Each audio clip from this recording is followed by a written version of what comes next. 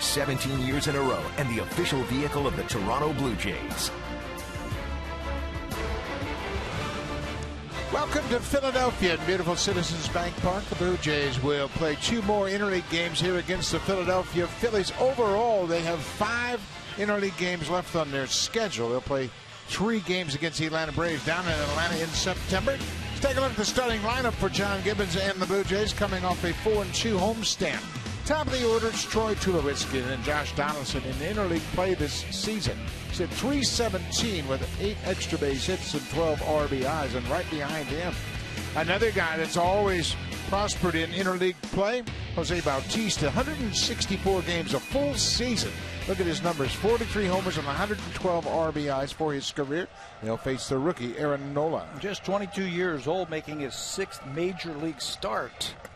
There are his numbers right there. He was just drafted last season. He became the first player drafted by Philadelphia to make the major leagues debut the very next season since 1989. Pretty good numbers in his 5 starts, a 3-1 record with a .425 earned run average. Nola was the 7th overall pick in 2014, so he has made some quick strides up the ladder. Troy Tulowitzki for the season batting .287, .219 since he's come over to the Blue Jays.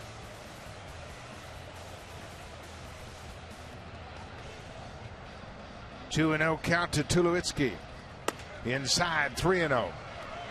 There's been a lot of talk about Tulowitzki hitting in the leadoff spot, and everybody's saying, well, you know, he's out of whack a little bit. He's just making an adjustment and going through a down time. Just happens to be that he's hitting #1 in the Blue Jays lineup.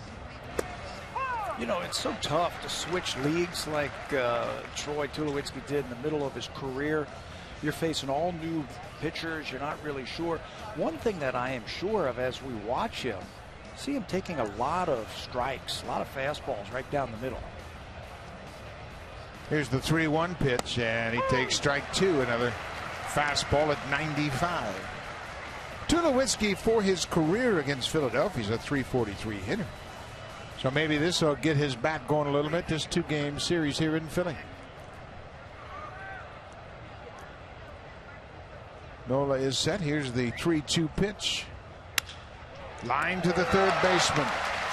Cesar Hernandez playing at third base. And Tulowitzki, by his own admission, has been hitting in some tough luck as well. Well, it's a good sign when you start hitting a ball on the nose, and he did right there, right at the third baseman. The next thing that's going to come, you're going to start getting those blue pits, and they're going to start falling in. I'm with you. I think he's going to have a big series. I think the Blue Jays bats are going to really break out on this road trip. They play 8 games, 2 here in Philly, 3 against the Angels, and 3 more against Texas. This is Josh Donaldson. He goes after the first pitch, high and deep to left. Home run, Josh Donaldson. Way back. Second deck.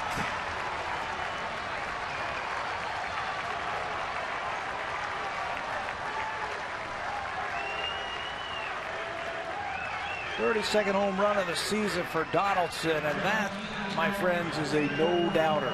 One swing, and the left fielder didn't even have to move. Well, the Blue Jays had some fun during batting practice. I mean, they hit some balls to places they rarely see balls hit, and Donaldson hit one into that second deck, and it was way back. You know, he sat on the on-deck circle, Donaldson, and he saw the fastballs that were featured to Tulowitzki.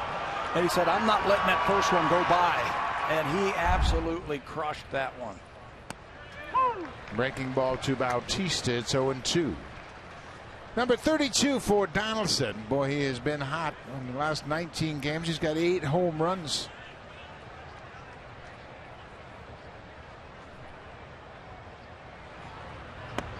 Another breaking ball. That's called strike 3 to Bautista.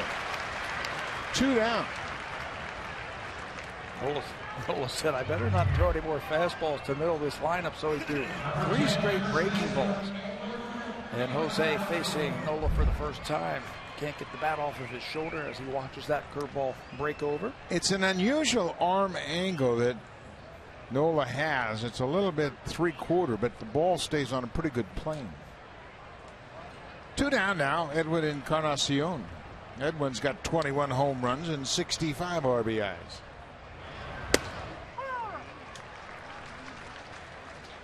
It's going to be interesting to watch the flight of that ball. That's flirting with danger again. He threw that ball right up in the wheelhouse of Encarnacion. You know what happens when you throw from that arm angle? If you don't stay on top of that ball, it tends to leak up in the strike zone. We've seen a couple of high fastballs now, right where the Blue Jays like it. If he throws from that arm angle, he's got to stay on top of the ball and keep it down. Hot shot off the glove of Hernandez. That's going to go into left field. It'll be an error on the third baseman, and Encarnacion's aboard. Edwin has reached base now 20 straight games. He reaches on the air by the third baseman. Hot shot right at Hernandez, who has played all over the infield for the Phillies, mostly at second base. That time off his glove and into left field to keep the inning alive. It's just the 8th start for Hernandez at third base. He's made 9 starts as short and 53 at second. Russell Martin.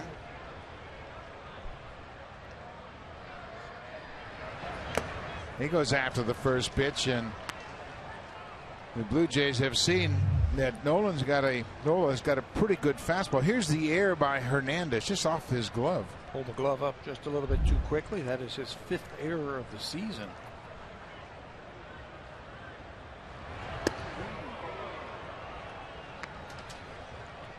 Well, the Blue Jays are such a veteran lineup, and we've talked about this all season long, how they pass information from one hitter to the next.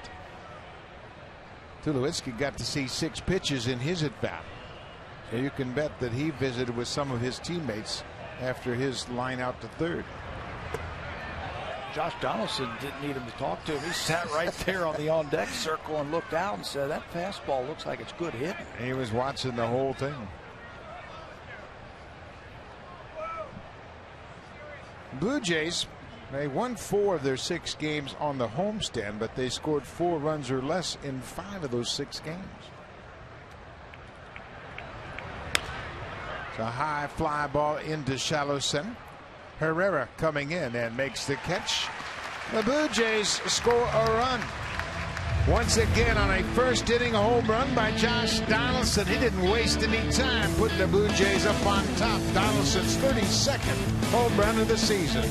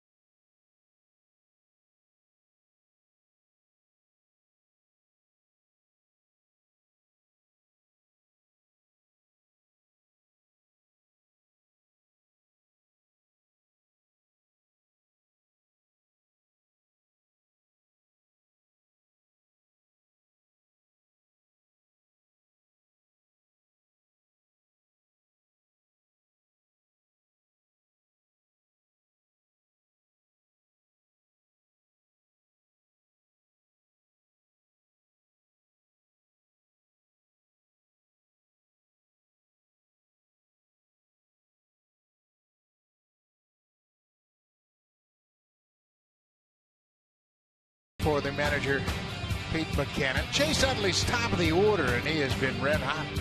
And he's hit well against R.A. Dickey in the best. He's 4 for 13 against the knuckleballer, and has hit a pair of doubles and driven in a run. And down in the 6th spot, Cody Ashe is the left fielder. He's put up good numbers against the Blue Jays for his young career. 6 for 14 with 3 extra base hits. He's driven in 6, and they will get another look at R.A. Dickey, the knuckleballer, who beat him the last time he faced him at Rogers Center. 25th start of the season for R.A. Dickey. He has faced Philadelphia twice since joining the Blue Jays, and he is 2-0 with a very good earned run average at 126 in those starts. In fact, In his career versus the Phillies, he has thrown at least 7 innings in 7 of his last starts versus Philadelphia, going back to 2010. Last time out, he won his 4th straight decision. He has been pitching very good baseball, like we talked about in the opening, since the All-Star break. Dickey, of course, won the National League Cy Young Award in 2012 when he was pitching for the Mets in the same division as Philadelphia, the NL East. He went 20-6 in 2012. So he has faced these Phillies quite a bit. This is Chase Utley. He checks his swing and goes around, according to the third base umpire, Brian Knight. Utley's numbers are slowly getting better. He came back off the disabled list on the 7th of August from a sprained ankle.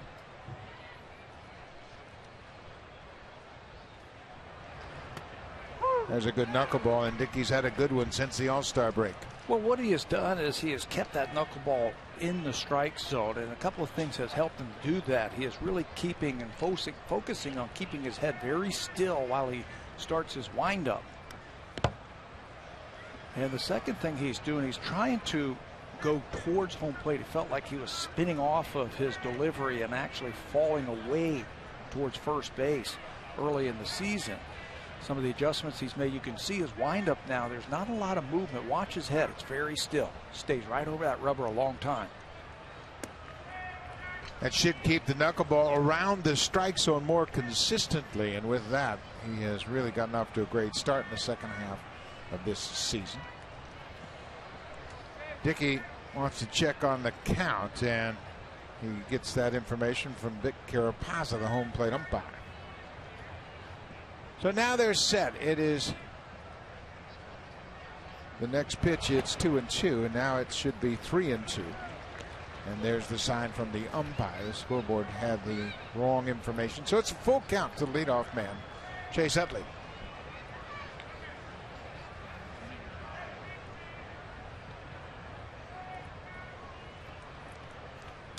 There's been a lot of talk about Chase Utley around here, as Chase Utley has cleared waivers, and there are some teams interested in acquiring him for the stretch drive. He's been linked to the Cubs, the Giants, and the Yankees. This has popped up left side of the infield. Donaldson, the third baseman, makes the catch.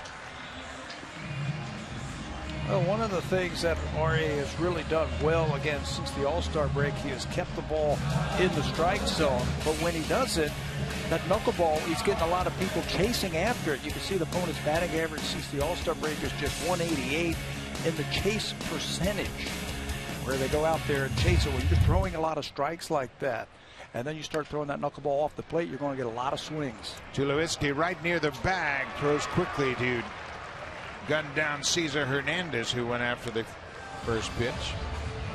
You know, another thing, Buck, as you see this ground ball right here, as Tulowitzki fields that flawlessly and makes the out, is RA's miles per hour has spiked up just a little bit since the All-Star break. Before the All-Star break, he's been throwing 75 miles an hour with that knuckleball. He's been hitting 77 since that break, and I think keeping it in the strike zone and throwing it just a little bit harder has really helped him.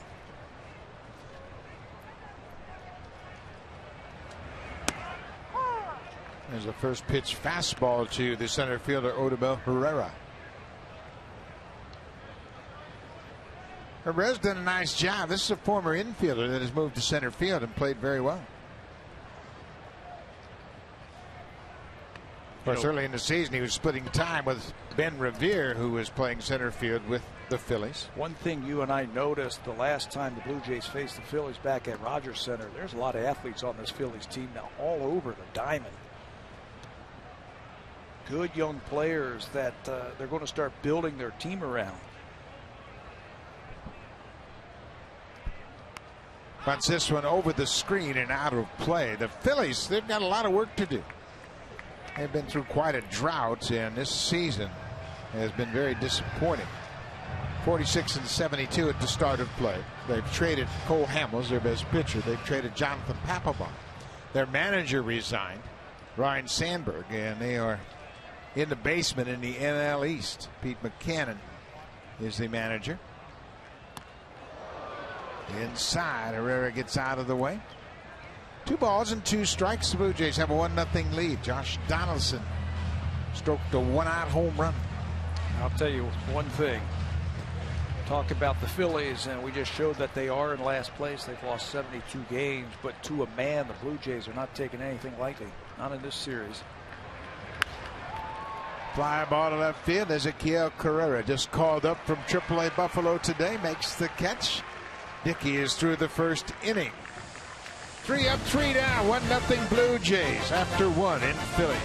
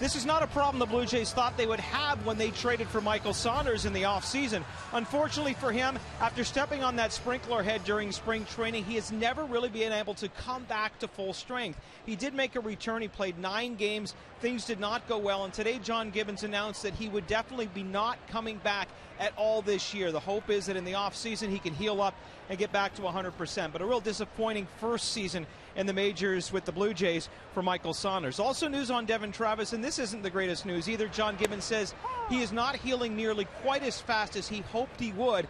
And in the words of John Gibbons, it's not going to be very soon that we're going to see him back. So that's a bit of a blow for the Toronto Blue Jays for sure, Buck.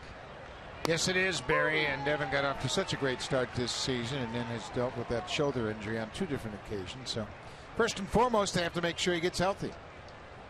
This is Ezekiel Carrera, who is in left field. Carrera has played in 70 games. This is his 71st game of the season with Blue Jays. And he was playing really well when he got set down. He got caught in the numbers game after the Blue Jays finished that trip out to the West Coast. There's that good curveball, and that's a strikeout. Second strikeout for Nola. Defensively, the Philadelphia Phillies, they've had a terrible season defensively. They've committed 78 errors. Cody Ashe, Odubel Herrera, and Jeff Francoeur in the outfield.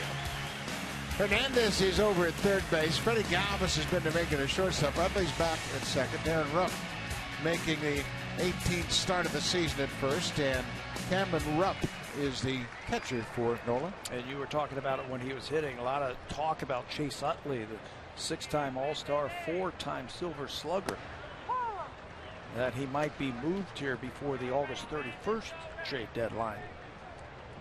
This is Ben Revere, the former Philly, who's been parts of 3 seasons in Philadelphia. Revere began his career with the Minnesota Twins. They had a couple of young center fielders, looked like they were going to be there for a long time. Ben Revere and Denard Span. And they were both moved. On the ground, Utley one-hands it, flips to first. 2 quick outs here in the second. Now Ryan Goins will come to the plate. Goins has been a terrific fill-in for Devin Travis at second base, especially defensively. And actually in August, he's had a pretty good on-base percentage. .385 in August with 11 walks. He's done a nice job And down in that part of the order, that's the job you want. You want those guys to get on base. You know, that's the key right there. Hitting down in the order like that. To give me something offensively. He has been great defensively for the Blue Jays. Give me something offensively. And he is starting to do that.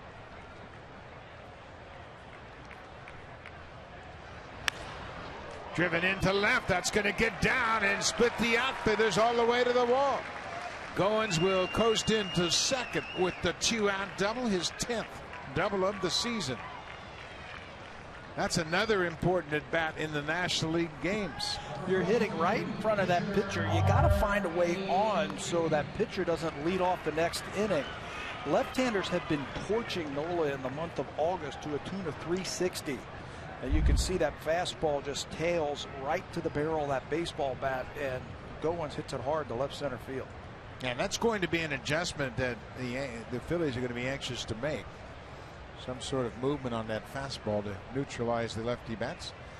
R.A. Dickey, he's got 11 career RBIs. Of course, he spent a lot of time in the National League with the Mets. He has 204 at bats, 36 hits. 2 outs. There's a fly ball into center. Herrera calls for it. The center fielder gets there, and Dickey hit it hard, but the center fielder makes the catch to end the inning. Blue Jays get a 2-out double and strand the runner.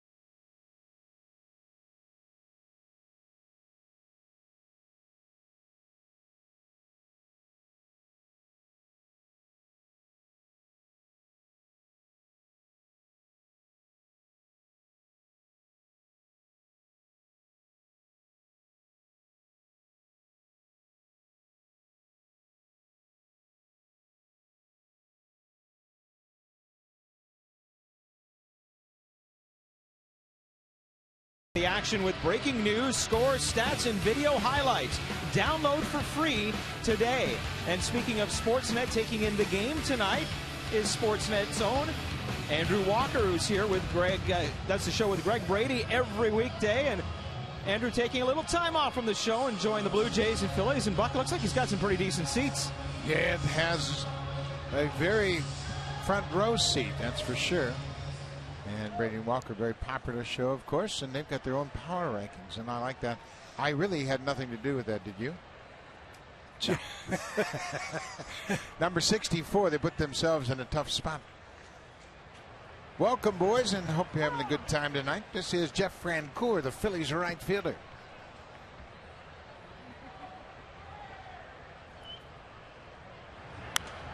He goes after that high knuckleball and hits it into the seats behind the Phillies dugout. We mentioned R.A. Dickey in 2012. He won the National League Cy Young Award. That season, he beat the Phillies right here in this ballpark on April 13th. That was his second win of the season. That ball is driven deep to center. Ben Revere knows this park well, and it's not going to stay in the park. Jeff Francoeur goes dead center and ties it up with his 11th home run of the season. That has not been a problem for Dickey since the All-Star break. That's just the 3rd home run he has allowed.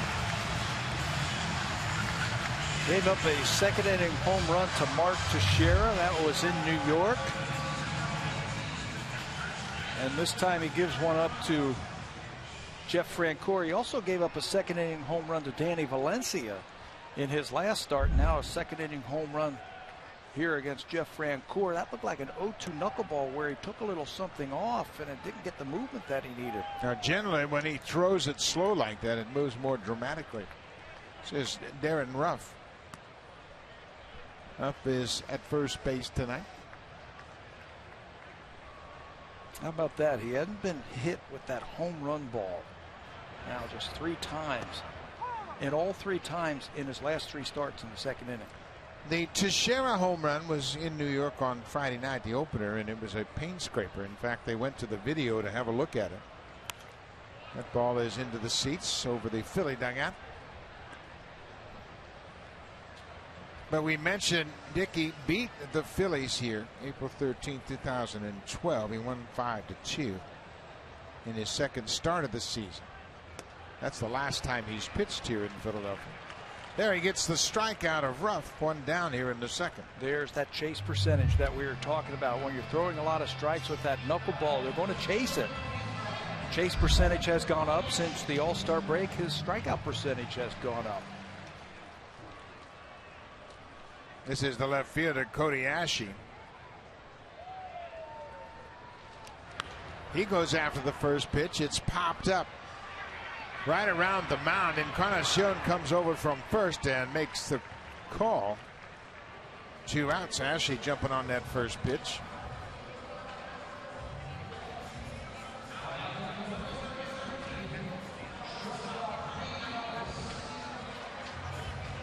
Dickey talking to Tulowitzki, and Dickey is a guy that doesn't really want an exaggerated defense behind him because the knuckleball's so unpredictable. You just don't know where it's going. So Tulowitzki's going to play straight away at short.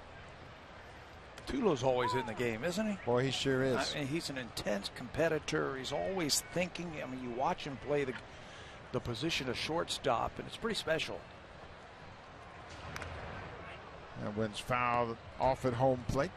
He'll shorten up when he has to. He'll pull around if he has to. He always seems to throw the ball just hard enough to get the out over at first base. And the foul into the seats. This Philly team, we saw this in Toronto. They're free swinging. They go up there hacking. They're a young team. They don't have much power.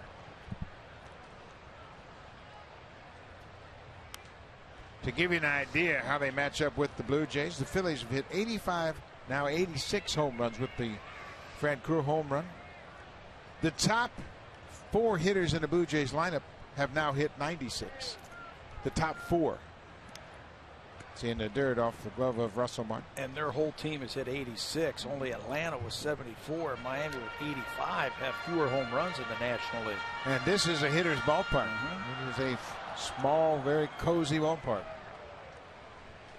Freddie Galvis hits it hard but foul. Galvis hit a solo home run off Dickey in that game in 2012 here.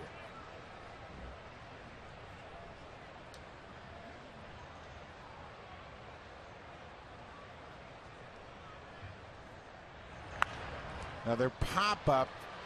Martin into foul territory over near the on-deck circle. He will get there and steps around the pine tar and the weighted bat and makes the catch. But Jeff Francoeur hits a leadoff home run to tie it. When we come back, it'll be top of the order. Troy Tulowitzki and then Josh Donaldson, who homered in his first at bat. Then Jose Bautista.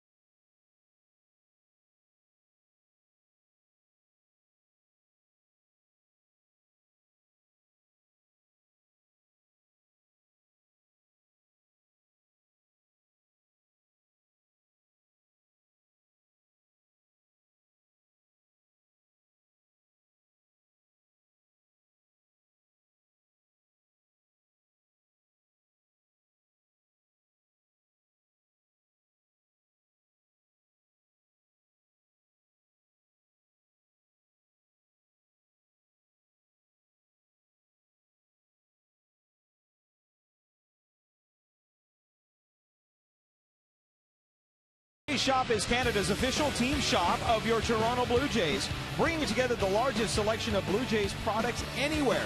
Visit us online at jshop.ca. Buck, it looks like a lot of folks here tonight have been shopping at the J Shop. Barry, it doesn't matter where the Blue Jays are playing. There are always a lot of Blue Jays fans in attendance, and we talk to them all the time. A lot of them make the trips. They follow the schedule. They see where the teams are playing, and they will travel from Canada, come on down to see the Blue Jays play no matter where it is. You know, not just the fans anymore. Blue Jays got some of their clubhouse guys here, their Bat Boys guys. I saw Steve, I saw John, saw Moose. Moose is here. Some of the riders are even bringing their families on these trips nowadays because it is so exciting the way the Blue Jays play. There's a fastball strike. Those are the pitches right there that I'm surprised that Troy's taken. That was a fastball. 1-0 right down the middle. Those are the pitches that he's got to start clobbering. Yeah, good hack at that one. Fouled it back. Tulowitzki lined out to the third baseman on the 3-2 pitch. His first at bat. That's good? Okay.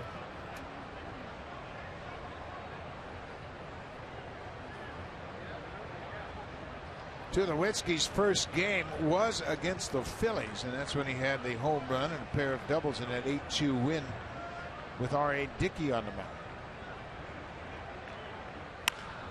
That ball is drilled down the left side, but foul.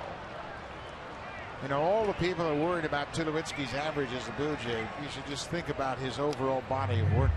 This guy's a good hitter and will hit. Oh, certainly. He certainly will hit. He's gaining knowledge and understanding pitchers, different leagues.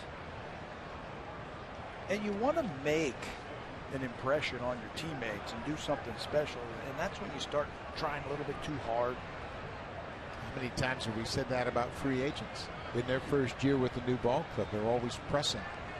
There's no better example than that than Brian McCann in his second year with the Yankees. McCann is killing it right now. Boy, is he ever. 5 RBIs in the game last night, including a 3-run home run in the first inning.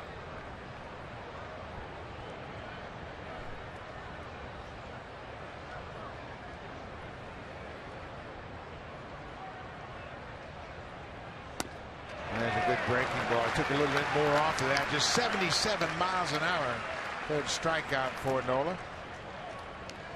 Well, Josh Donaldson hit the first pitch he saw tonight. Donaldson now has 8 first pitch home runs. He also leads major leagues with 10 first inning home runs. He was tied with 4 other players who had 9 first inning home runs, and then he went deep in his first at bat on the first pitch he saw tonight. Yeah, he studied that pitcher from the on deck circle and said, I got a fastball up.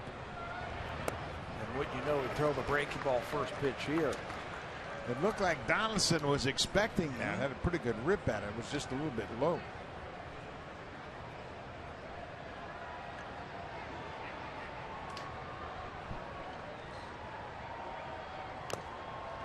There's a changeup, one of the few changeups we've seen so far from Nola.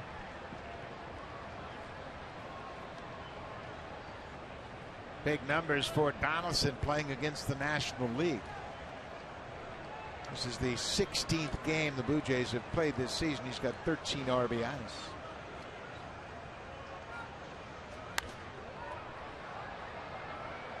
Donaldson, with that 2-strike approach, was able to spoil that fastball. Maybe he was waiting for that breaking ball and they tried to slip a fastball by him. His home run, I think that's 20 times now that he has either put the Blue Jays ahead or tied a game for him with the home run. So his home runs are clutch too. Off the plate.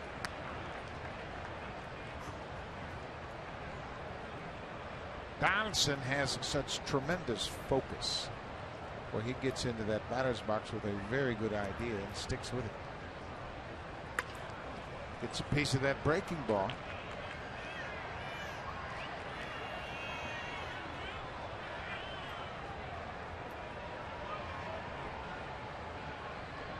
He's one of those kinds of hitters that will take a swing like that, make it look like he's overmatched, and then sit on the same pitch. And then get it and hammer it. You've seen that over the years, haven't you, guys who set up pitchers with those types of swings?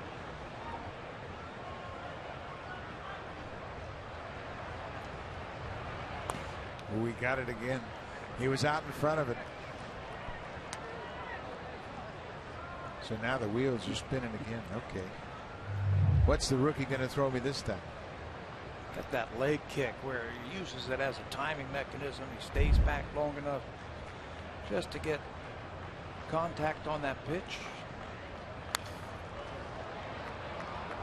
Covered that pitch pretty well.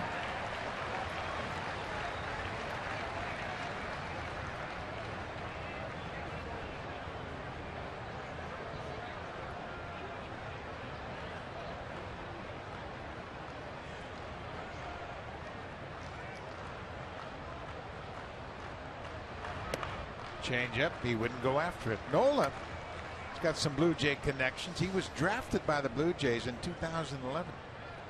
22nd round pick. He committed to LSU. He went there and played at LSU with his older brother. Allison takes a close one. Another changeup. He was just drafted last season, last June, 2014, 7th player overall. Chosen it again. He's in the big leagues now the next year. Yeah, a lot of these college pitchers are going right through the minors. 3 changeups in a row, and Donaldson works Nola for a walk. Well, that'll bring Jose Bautista to the plate, who has really picked it up in the month of August. Wow, no dull days in August for Jose Bautista. The way he is swinging, he's hit 7 home runs already this month. Good for 14 RBIs. Doing exactly what he needs to do. A slugging percentage of .729, and Jose's had 59 at bats. 18 at 7 of them have left the ballpark. He's hit over 300. He's the kind of guy that can carry a ball club. When he gets hot like that, and home runs always seem to come, in bunches with Bautista and Encarnacion when they start lining up and getting their timing down. Yeah.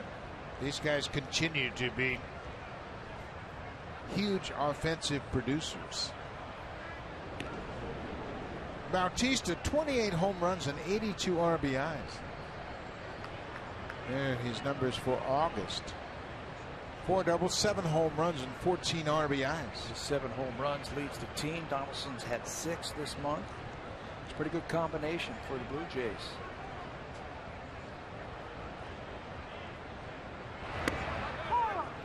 Bautista thought that was upstairs. It might have been right at the top of the zone. He's got some nice tailing action on that fastball. And you mentioned it in the first inning that he throws the breaking ball and the fastball out of the same arm slot. And if you've never faced him before, you can't go out there guessing with him. You got to pick one or the other.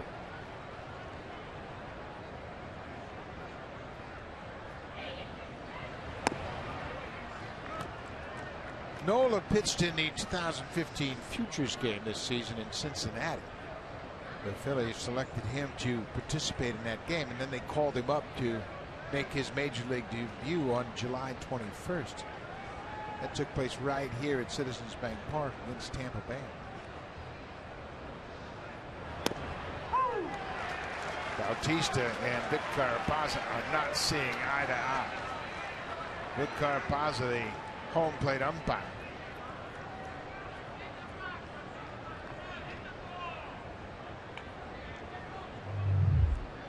Change up, down and away. Jose with a pretty good eye. It looks like it crosses home plate right at the knees.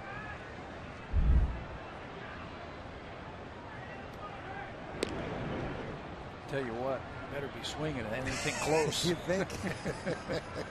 Carapazza really picked up on that last strike and the reaction from Bautista.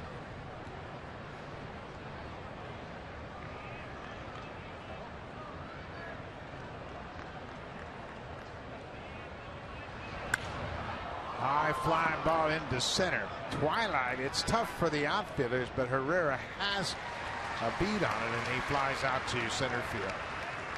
2 down now.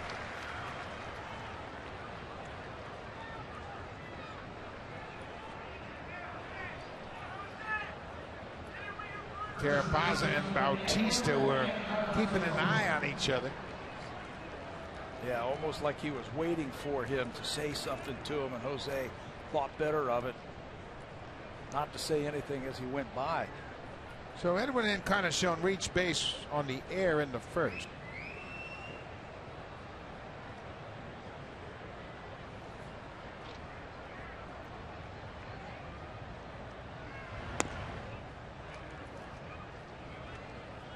Encarnacion with 21 home runs.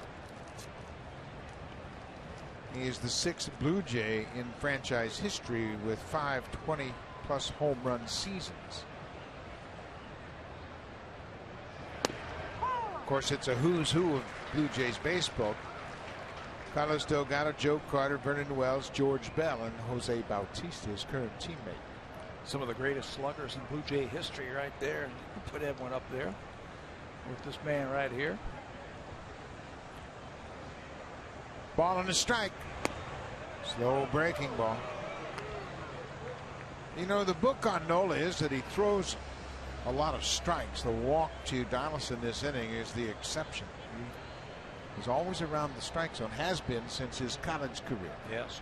Scatter report says he has a very good command of his stuff. His fastball command is, quote, amazing. And right now, he's having trouble spinning that breaking ball for a strike. He's a little bit cautious with his fastball after what Donaldson did to him in the first inning. Donaldson hit a first pitch fastball out of the ballpark into the second deck deep in left. Since then, he's been trying to get that curveball and changeup into the mix.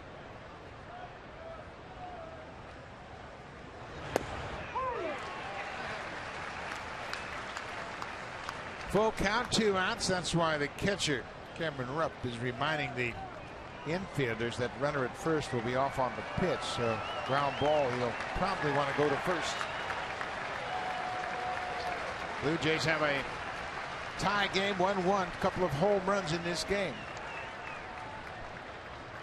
There goes Donaldson. It's ball 4. 2 walks in the inning. Russell Martin will step to the plate.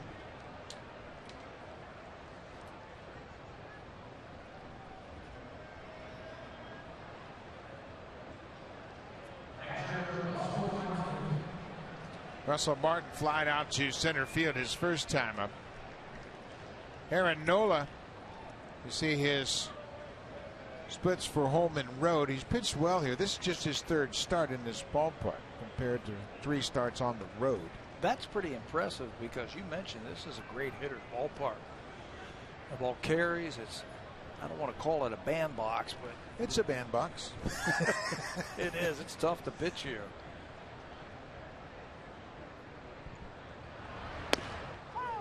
First pitch strike on the outside corner. Boy, ever since he gave up that home run to Josh Donaldson, that fastball has been away to these right-handed batters. He hasn't even dared to come in side against him. Chase Utley keeping an eye on Donaldson at second. Another pitch away. This one's off the plate outside. We mentioned Nola made his debut on the 21st of July against Tampa Bay. The only run he allowed in that game. It was a 1-0 game. Tampa Bay won. Nate Carnes, the pitcher, hit a home run off it. First pitch home run leading off the 3rd inning. That's the only run of the ball game.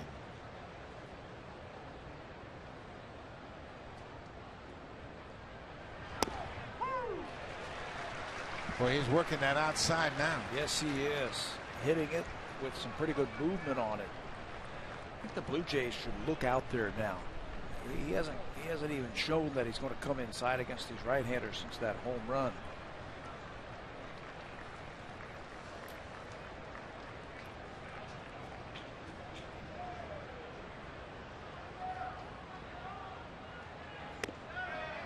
High breaking ball. The Blue Jays have really run into some tough pitching lately. To a man, they were all talking about the tough starters they faced in the Yankees series. Ivan Nova, Masahiro Tanaka, and Luis Severino. They were all tough. Blue Jays have only scored in 1 inning each of the last 4 games. They just have not been able to put sustained drives together. Way outside. That speaks to just how good their starting pitching has been. Starters have been great, including Dickey started tonight. You know, I went back and looked at some of the other stats since that August 7th game at the New York Yankees. Remember that series that started in New York? They scored in 1 inning 4 times, 2 innings 4 times, and in 3 innings 1 time. The rest of them have all been zeros. It's that time of the year. Full count, 2 outs. There go the runners. It's ball 4, 3 walks in the inning. Issued by Nola. He just won't throw that fastball inside after the Donaldson home run.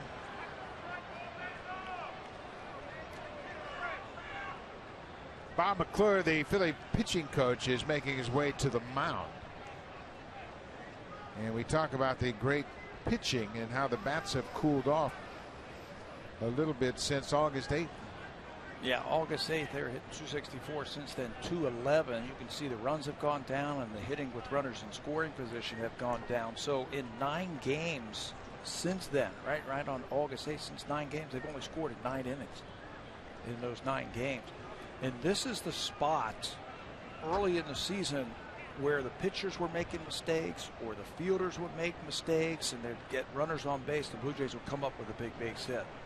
Well, Carrera can do something. He just got called back up. This is his chance right here to do something to help his club. Long meeting on the mound. The entire infield was there to listen to Bob McClure. Nola has pitched himself into a jam here in the 3rd. And you mentioned Carrera. Over the course of the summer, he's been very productive. A .341 average with runners in scoring position. Boy, a little bloop, a double, something right here would really go a long way. Setting up R.A. Dickey. Yeah, anything right here, and then you'll get Revere up to the plate. Right here, again, lefties have really hit him hard this month. Inside.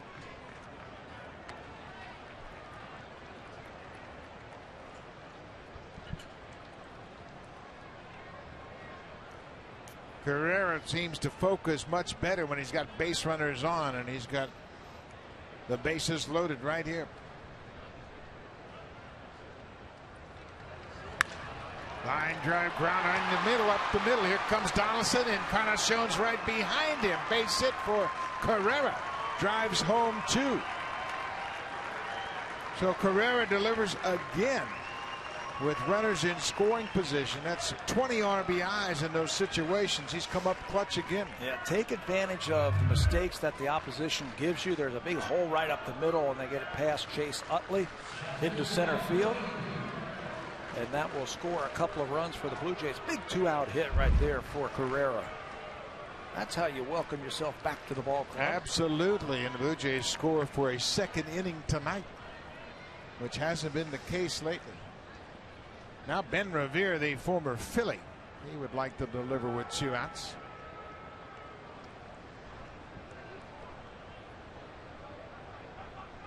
They got a pickoff play on, almost threw it into center field. They put that play on, and the defenders were all heads up. You could see the shortstop coming to the bag. The second baseman went to back up, and the center fielder was in line as well. Martin has been bothered by a hamstring issue, and wonder if that might have tested that. I think so. I was watching him run from first to second on that base hit. He was really struggling. So if there is a base hit into the outfield, there's no guarantee that he's going to score on that hit. He's been trying to massage that hamstring problem for a while now.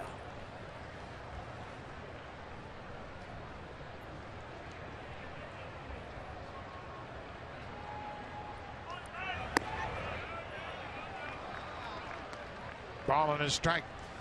Martin has played right through that hamstring, and seems like he's been playing with it for about a month. And because of that, obviously, he hasn't been as productive as he would like with the bat. But he's not making excuses. He's not begging out of the lineup. He's back there doing his thing.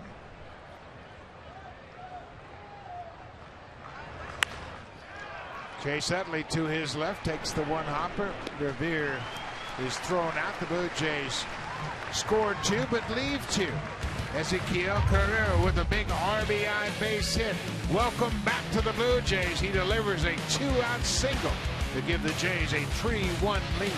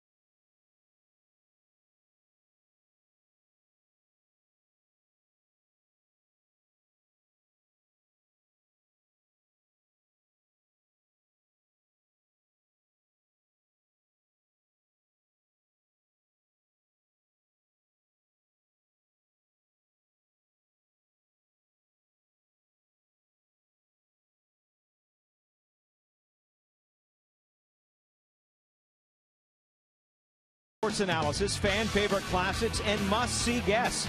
Catch them weeknights right here on Sportsnet. And guys, I'm happy to report they are now back from vacation, and you can connect online 24/7 at Tim and Sid.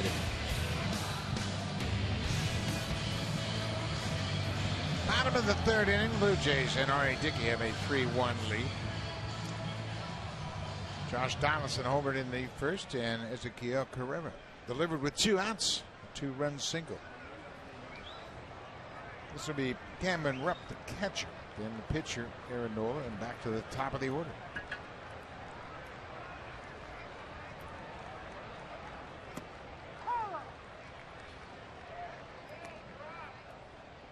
Rupp making his 50th start behind the plate. Dickey jumps ahead, and this is the one thing I think that has really helped R.A. You mentioned it about the chase rate, but R.A. has been around the plate so much, hitters have had to swing. Hey, they look at film. They know that he has been around that strike zone with that knuckleball.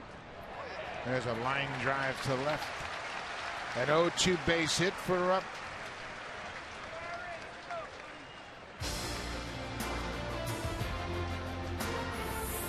The 2015 Honda Civic is Canada's best-selling car for 17 years in a row and the official vehicle of the Toronto Blue Jays.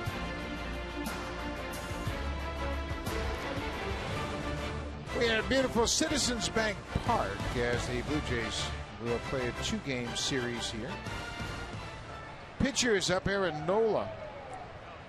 He shows bunt, takes a strike. Nola does not have a sacrifice bunt this season. Really studying the signs of the third base coach. You know, and the infielders are going to crash hard. You've got a slow runner over at first base and your catcher Rupp.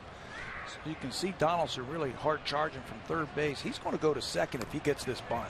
It's bunted up the first base line. Dickey's a good fielder. He makes the play to first, and Nola has his first sacrifice bunt of his career.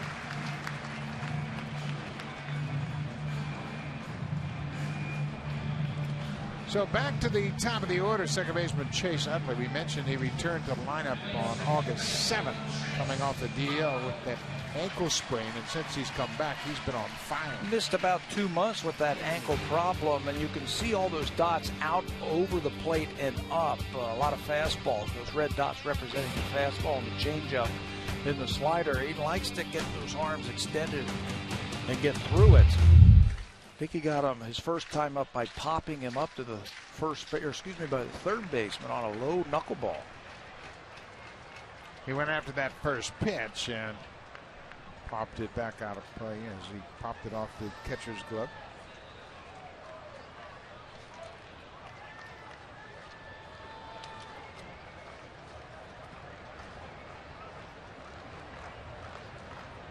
Utley and Ryan Howard, basically the only holdovers from that World Series team. Encarnacion fields his grounder and steps on the bag. Utley's retired. Up moves to third, but now there are 2 outs. But they've had tried quite a turnover this season. Cole Hamels, as we mentioned, was traded. Jonathan Papelbon was dealt away. They're getting younger and more athletic, and this is part of the future right here. Cesar Hernandez. Yeah, he's a good-looking player. Hitting .280. He also has 18 stolen bases. He's only been thrown out 4 times. He can play 3 infield positions.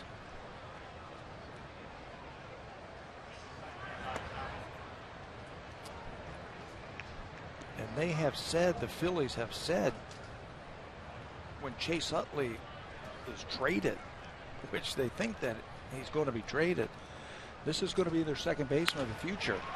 And he gets a base hit right back up the middle. Rupp comes in to score the second Philly run. Hernandez, with his 28th RBI of the season, has made it a 1-run game. Doesn't have a lot of power, but what he has, he's got speed, he's got plate coverage, and his hands. Watch him take the hands right to that knuckleball and send it right back through the middle.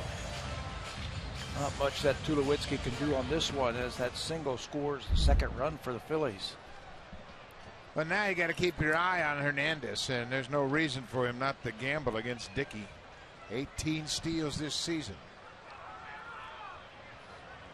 Dickey's got a very quick move to first. He does an exceptional job of holding the ball on those runners and then getting rid of the ball very quickly. Doesn't have the high leg kick, obviously, with that knuckleball. Just a nice quick slide step, and he gets rid of it quickly, giving his catcher a chance. Russell Martin's done a great job of gunning down base stealers this season. And I tell you what, it's a challenge when you've got to catch that knuckleball, make the transfer, and make a good throw to second. Ball's just not firm enough. You got to wait for it. Boy, he had Hernandez leaning that time. Yeah, he looked like he flinched over there at first base, like he was going to go.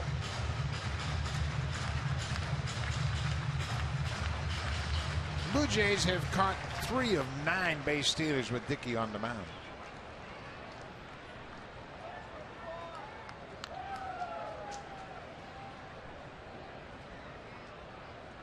He got him that time. He was going for sure. Dickey went over there one more time, and that ends the inning. That's not exactly what you want to do with your number 3 hitter at the plate in a 1-run game. But Dickey picked him off. He was a dead duck at first. Watch the runner. He doesn't even try to get back. He knows he is caught napping at first. Blue Jays still have a 1-run lead.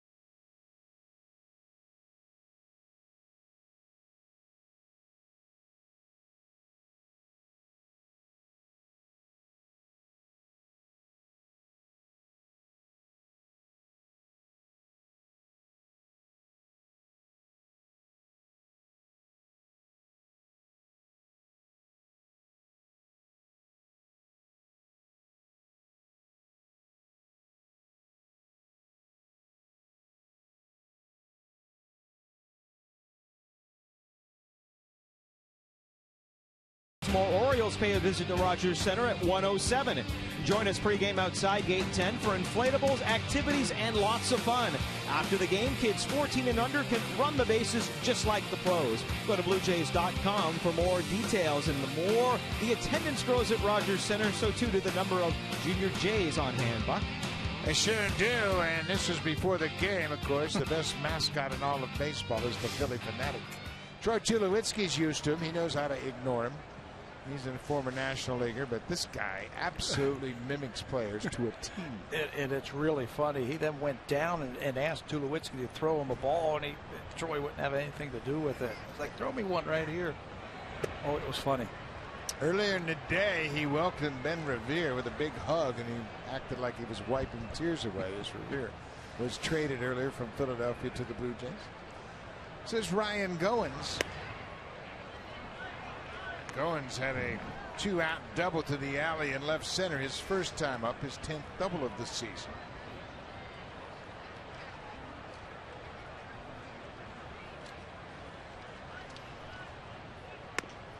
Constructing a National League lineup is so much different than it is in the American League without having the pitcher in the 9th spot. So this number 8 hitter is a very important spot in the lineup. Yeah, you got to really think it through if you're the manager. Who's hitting in front of that pitcher? John Gibbons was asked today about hitting the pitcher 8th and having another RBI guy or a better hitter hitting in front of the top of your lineup. He says, you know, we just haven't done enough studies on it. We just don't play enough of these interleague games to know for sure. But right now it doesn't matter because Ryan Goins is doing the job hitting 8. He's been on base twice, and that's his 12th walk of the month of August. Let's check in with Hazel May.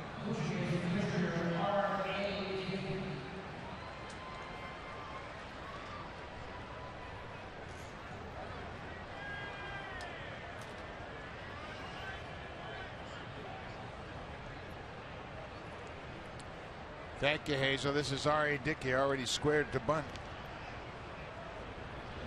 So now this is a real challenge, and Dickey's got 26 sacrifice bunts to his career. And now he's looking to see where that first baseman is, as the third baseman, Hernandez, is crashing hard from his position. Keep it away from the third baseman if you can. And he does. The pitcher will give way to Ruff, the first baseman, who throws to Utley. That's 27 sacrifice bunts for R.A. Dickey. Does his job. Perfectly executed right there. Deaden that ball just a little bit. Watch the angle of the bat. That's the whole key right there. You can see that angle. That's going to get that ball down the first base line. He deadens it. It's almost like you're trying to catch that ball with the barrel of your bats. Perfectly executed, gets a runner in scoring position.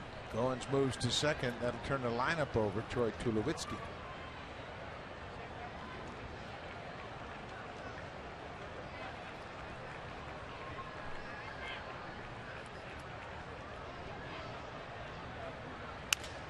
Breaking ball pulled to third. Tulowitzki grounds out on the first pitch. 2 down. Josh Donaldson, in case you joined us a little bit late, you probably missed it, but Donaldson homered on the first pitch he saw tonight with 1 out in the first.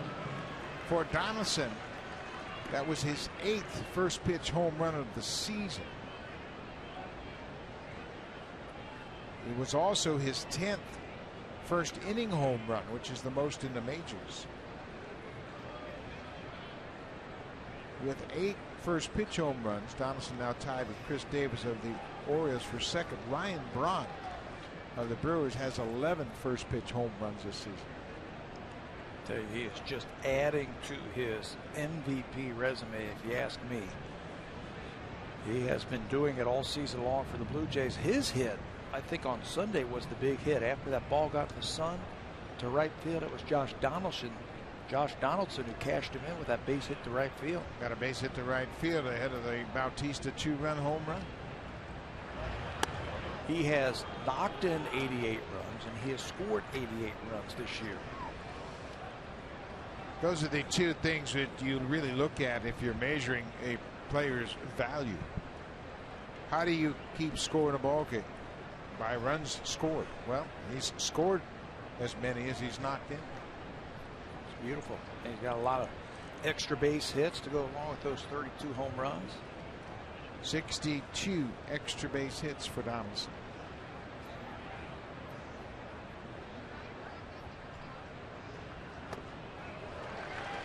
Took a little bit more off that changeup. The earlier changeups were 84 miles an hour. This one's down to 81.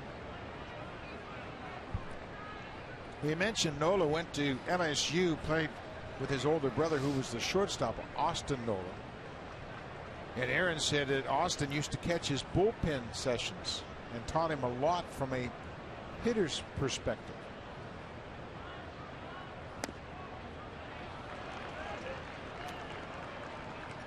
Of course, LSU has had a ton of good ball players come out of there. Aaron Hill played there, and Ben McDonald was the #1 pick out of LSU for the Orioles. They've had a few, haven't they, come out of LSU lately? All the way back to Mel Didier, the great scout for the Blue Jays. He played at LSU.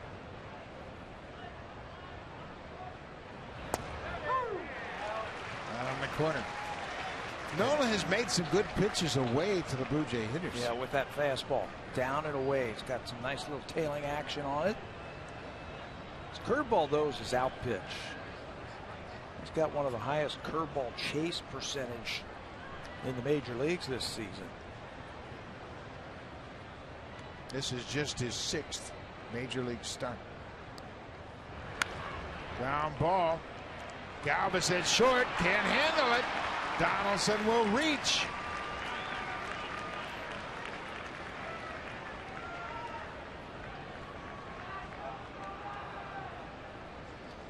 Jose Bautista has had a great start to his month of August. For the season, he's got 28 home runs. 7 of those have come this month. Okay, this is what you got him here for. You got a couple of runners on. He's had a great month of August. He's hitting over 300. Only Nelson Cruz and Chris Davis have hit more home runs in the American League than Jose Bautista. And here it is for him right here. Bautista has driven in 14 runs with those 7 home runs. Ball in the dirt.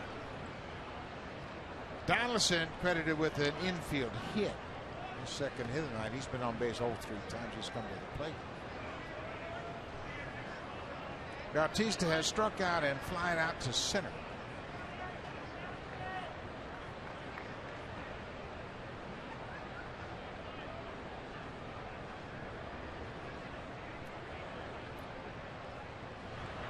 High fly ball to the left. That's going to stay in the ballpark. Bautista may have hit it off the end of the bat.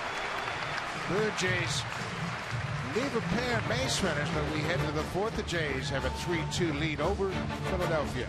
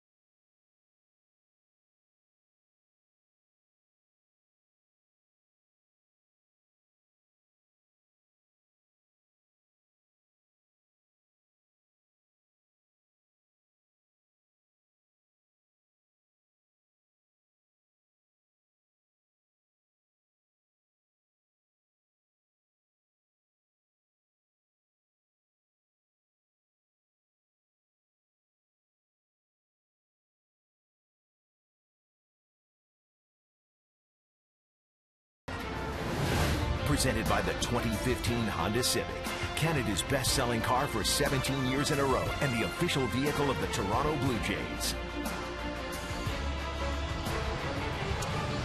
Beautiful evening here in Philadelphia, and the Blue Jays have a 3-2 lead as we head to the bottom of the fourth. Blue Jays will finish up this 2-game series tomorrow night and then head west to take on the Angels. They will have Thursday off and start that 3-game series against the Angels on Friday, and the Angels all of a sudden starting to play a little bit better. So's Texas. Texas Don't forget about Texas. Well. This is a very tough road trip for the Blue Jays. Rangers have won 5 in a row. 3 cities, 3 different time zones for the Blue Jays. Fortunately for them, they get some off days to kind of regroup just a little bit. This is the center fielder, Odubel Herrera.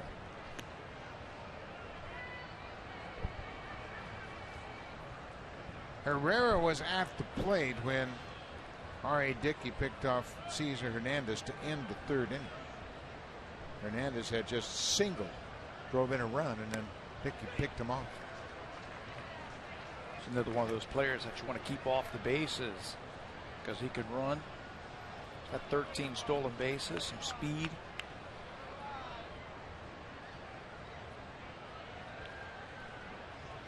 (3-0). There's a fastball strike.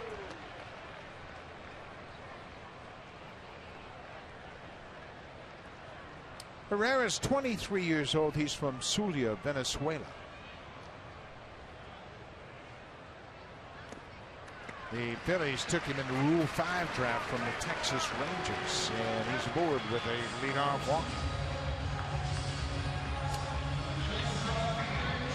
First walk issued by R.A. Dickey tonight. Francoeur, first time up tonight. It's an 0-2 pitch. You can see it's a knuckleball that stays up on Francoeur, and he launches it for his 11th home run to deep center field. It's 3 home runs given up by R.A. Dickey in the last 3 games, all of them coming in the 2nd inning.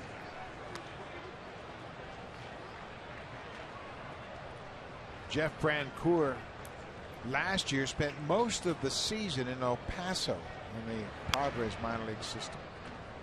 Had 115 games in El Paso, just 10 games with the Padres.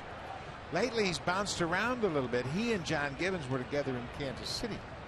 Yes, Francoeur was there. 2011, 12, and 13. Fouled straight back. He's an upbeat guy, isn't he? He's a baseball guy, you know. Yeah. He's always happy. And Francoeur's just 31 years old. He came up very early in his career. 2005, he took the National League by storm. Came up mid-season and hit 300. There's a line drive. This could be another hit. Carrera over to cut it off. Herrera is headed for a 3rd. Nice job by Carrera to get to that ball quickly. Make a strong throw to Tulowitzki to keep Herrera from going 1st to 3rd. Another 2-strike base hit that time by Jeff Francoeur. He went down and got that ball. Placed it into left field. Carrera does a good job, you're right, getting over number 1, cutting that ball off, first of all. So it's not extra bases, and then stopping Herrera, who had thoughts of going to 3rd base on that single. Herrera got there quickly, cut it off, and got it back in. Boy, you love to see base runners run like that. He made the outfielder stop it. He was thinking going 1st to 3rd. This is Darren Ruff, the first baseman. He went around on that first pitch. Boy, Dickey needs a ground ball.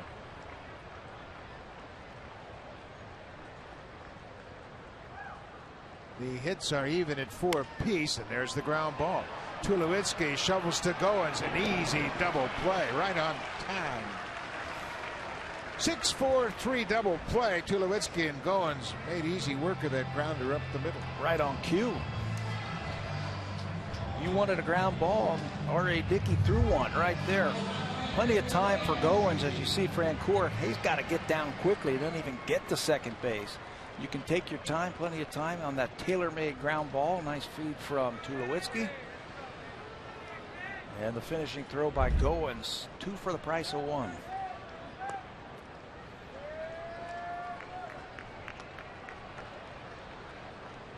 Cody Ashe popped out his first time up, popped out to the first baseman, Encarnacion.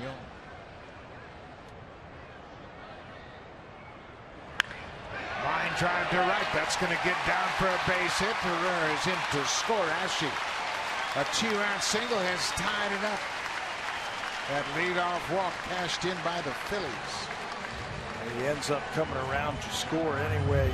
You were talking about how Ashe has really hit the Blue Jays hard. He's doing it again tonight. Came into this game hitting .429 in his career versus the Blue Jays. Got a hanging knuckleball.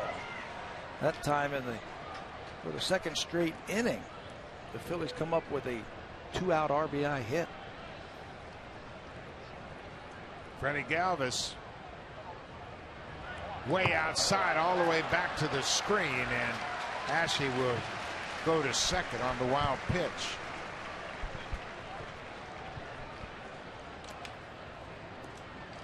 Three ball game. We haven't seen that very often from Dickey lately. He's been around the zone. That one got away from him. In all 6 of his starts since the All-Star break, we haven't seen too many of those back to the backstop.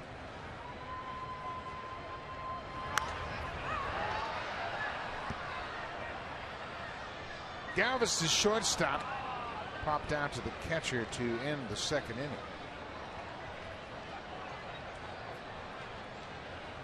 Coming into this game tonight, just 7 for his last 38. A 184 average. Hits this ball in the alley, and that's not going to be caught. All the way up against the wall, and Ashe comes in to score. Galvis is headed for third. A relay from Goins is not in time. For Galvis, that's his 4th triple of the season. And the Phillies have taken the lead at 4-3. The Phillies have been swinging a hot bat since the All-Star break. They've been scoring a lot of runs, and this ball, knuckleball out over the middle of the plate, and he splits the outfielders in right center field. With his speed, it's an easy triple for Galvis. And another 2-out hit. That's 3 in a row now. And that snaps the Blue Jays starters streak of 20 consecutive games allowing 3 runs or less. Pete Walker out to talk to Dickey. And there's that streak we were talking about. It comes to an end tonight. The Oakland A's, 24 straight starts with 3 or fewer earned runs. Blue Jays see that streak come to an end tonight.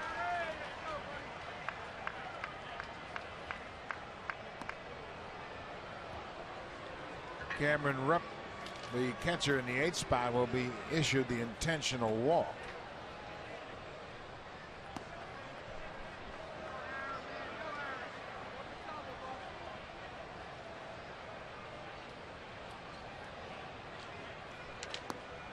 Pitcher's spot is on deck.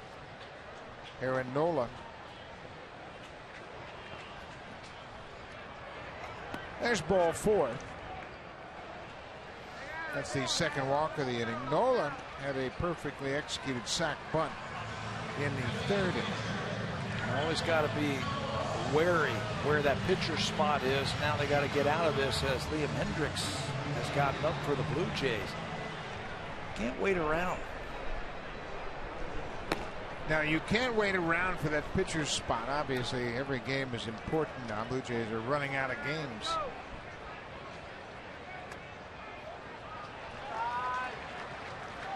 Russell Martin was surprised that wasn't a strike, so much so he turned around to ask the umpire if he was sure. 1-0, 2 outs. Nola has 2 hits. He's 2 for 11.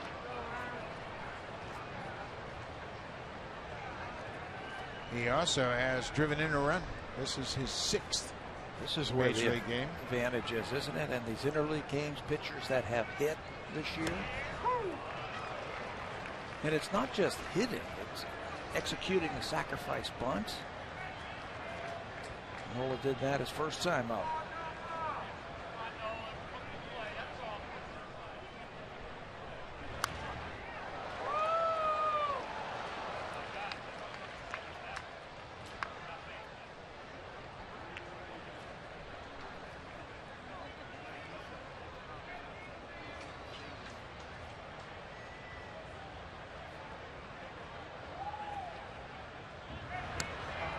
Dickey strikes out Aaron Nola to end the inning, but the Phillies score a pair of runs on 3 hits. They leave up there Philadelphia with a 4-3 lead. Now time for a Blue Jays Central update. Here's Hazel May and Greg Zong.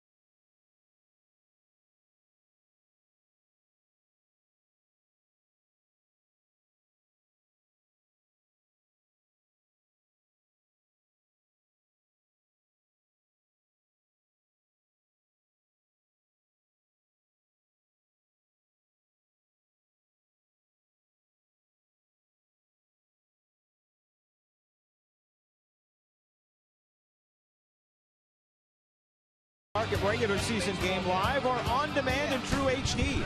Real-time highlights, live look-ins, pitch tracking widget, and much more. It also includes a free At Bat 15 subscription. Watch baseball at home, at the office, or on the go.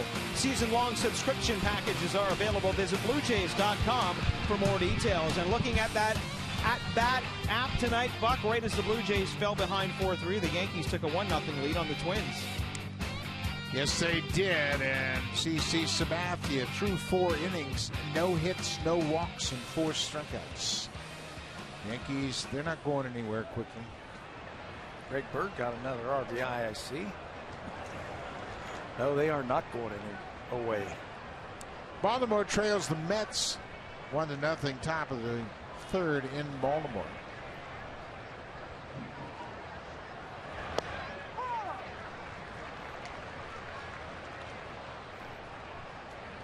Aaron Nola pitching with the lead for the first time tonight. It'll be Encarnacion, Martin, and Carrera for the Blue Jays.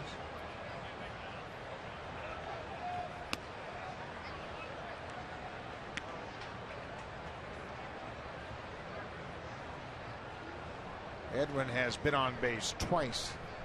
Reached on an air and walked. He walked and scored in the 3rd. Boy, they have really made Nola throw a lot of pitches. It's only the 5th inning. He's up over 80.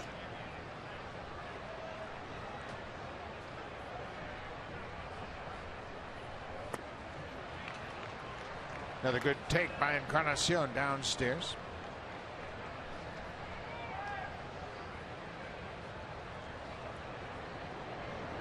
Elvis Araujo, he has got some stuff. He's really been throwing well. He's 6'7". and didn't pitch above Double-A last year. And he's come up and made a heck of an impression on this Phillies ball club. Araujo has pitched in the games on Saturday and Friday night. He did not pitch on Sunday, so he's got a couple days rest. There's a breaking ball and a good one. 4 strikeouts now. Let's check in with Hazel May.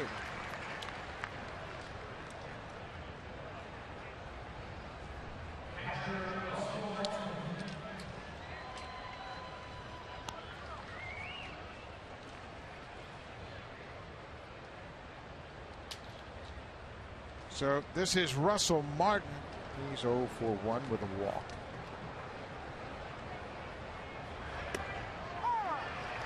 He's putting that curveball in there fairly confidently right now. Blue Jays are not having much success picking that breaking ball up.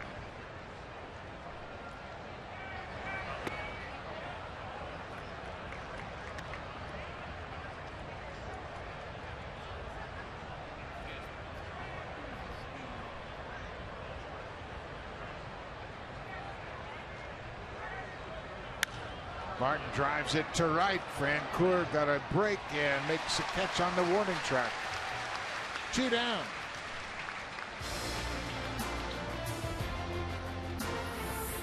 The 2015 Honda Civic is Canada's best-selling car for 17 years in a row and the official vehicle of the Toronto Blue Jays.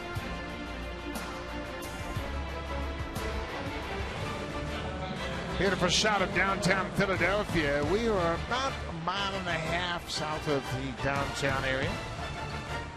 It's a great sports complex here. Lincoln Financial Field, home of the Eagles, is right next door. 2 beautiful ballparks within blocks of one another. This whole area, I love this sports area right where we are. The Vet used to be right down the street here.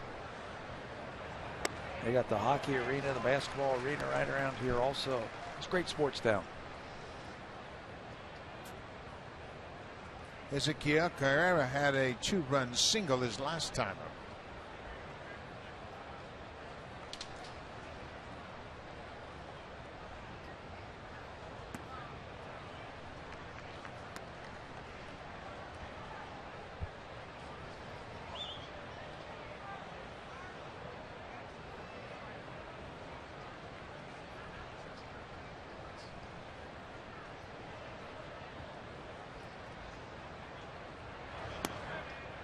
Inside, 2-1.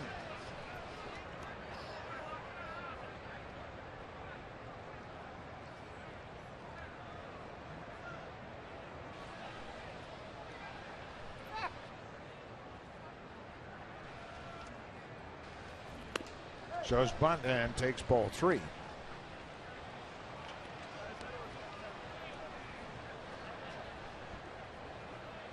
Kevin Pillar did not make the starting lineup tonight. John Gibbons felt like the numbers against Nola were better suited for a left-handed bat, so he put Carrera in left and moved Ben Revere from left to center and gave Pillar the night off. That would give him 2 days off in a row, yesterday and today, and stacks up a little bit better. Nola, you can tell he's pretty tough on right-handers with that breaking ball. So he's got another left-handed back, Carrera, that just came up from the minor leagues. Why not put him in there? And of course, Pillar has played in 118 games. Curveball, strike 3. Couple of strikeouts for Nola here in the 5th. He's got 5 overall, starting to gain confidence in that breaking pitch.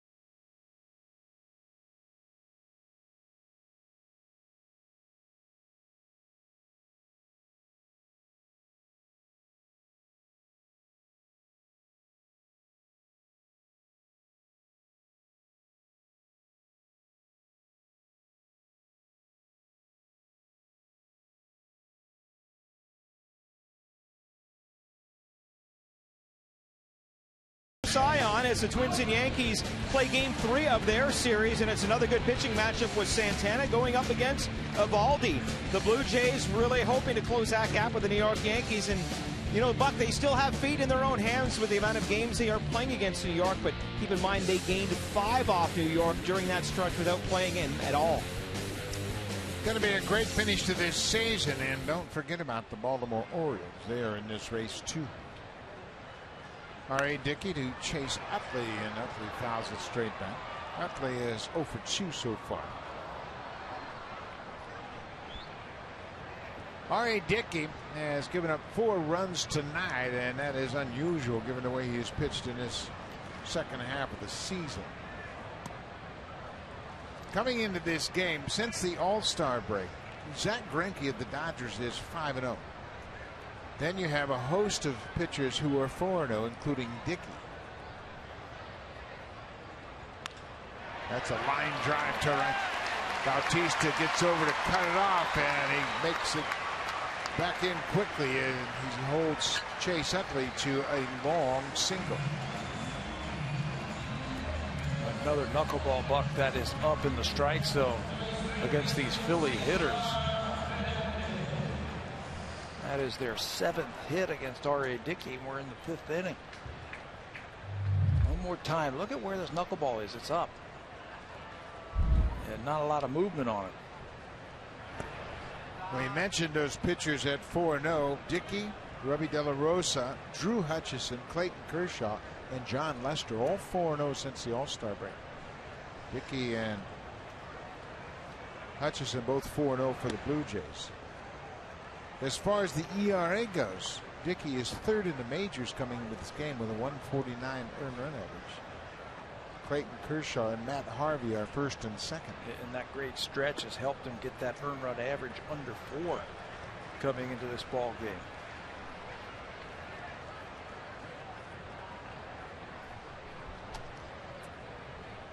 Three and 0. Taking all the way, Hernandez takes a strike. Cesar Hernandez had an RBI single with 2 outs in the 3rd.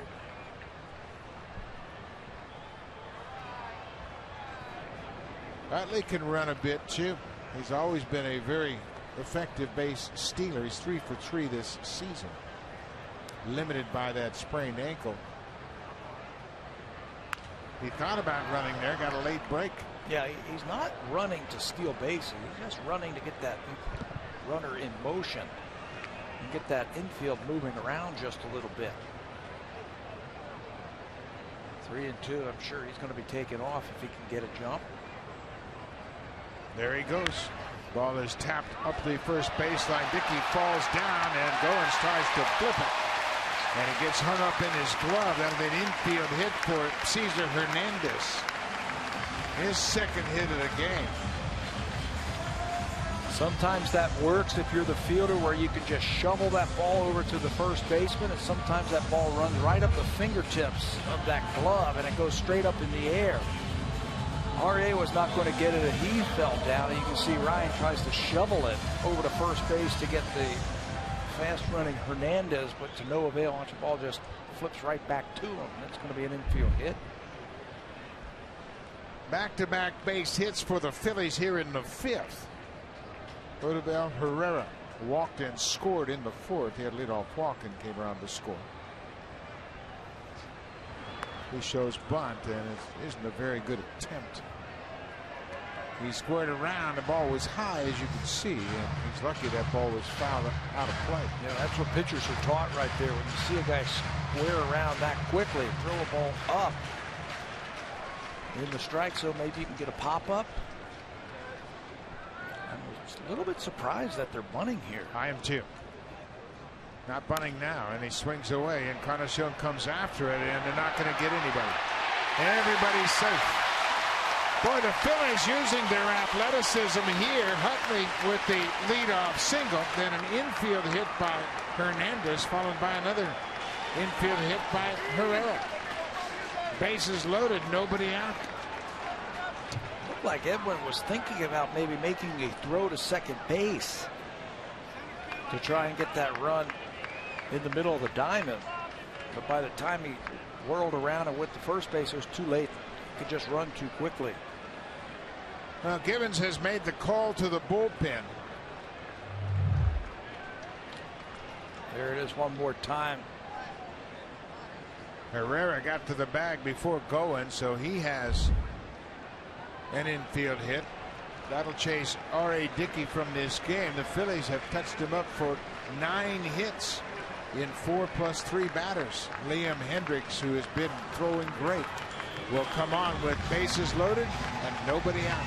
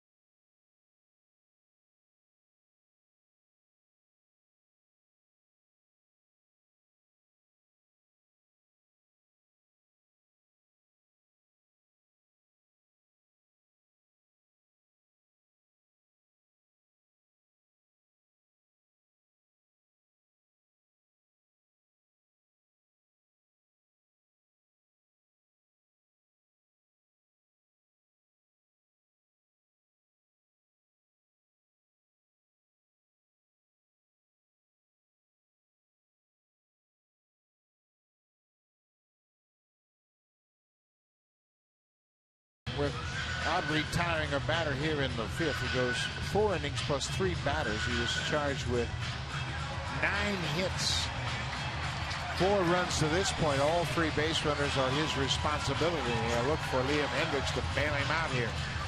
Yeah, trying to save those runs.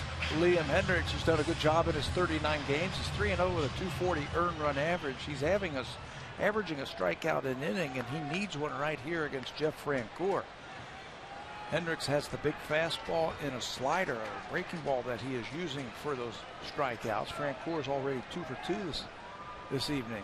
Hendricks last pitched on Saturday through just 1/3 of an inning and struck out Mark Teixeira. That's a first pitch strike to Francoeur.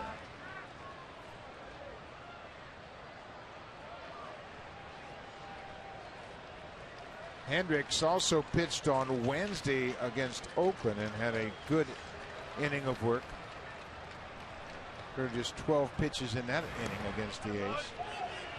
That ball stayed right at the feet of Russell Martin. Ball and a strike. What you're looking for right here. First of all, you got to get the strikeout. Francoeur can do that. Use your fastball, use your slider, and then you can get the ground ball and hopefully get out of this mess. Keep it a 1-run ball game. Ground ball. Goins to Tulowitzki back to first. They get the double play. Utley comes across to score. And the Phillies have a 5-3 lead. Francoeur hits into the double play. But we're in the 5th inning. Blue Jays had to take the 2 outs and concede the run. Bases loaded. Nobody out.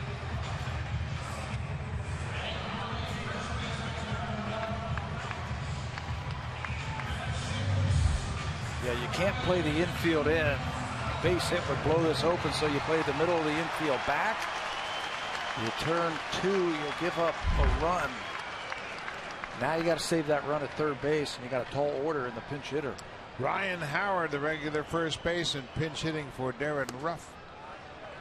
Howard was 4 for 22 against the starter R.A. Dickey, so now that Dickey's out of the game, Howard gets his first at bat of the night. Cesar Hernandez is at third.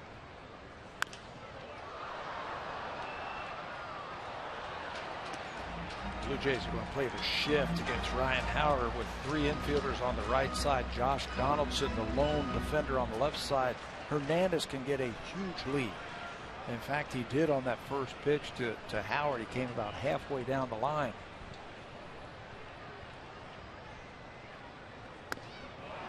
Good fastball upstairs, and that's how Hendricks has really blossomed as a reliever.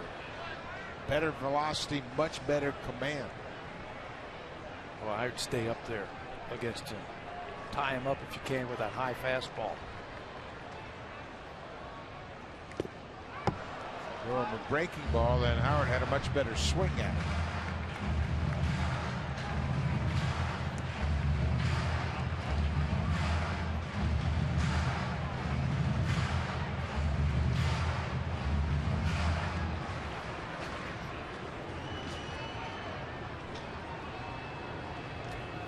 One and two to the pinch hitter Ryan Howard.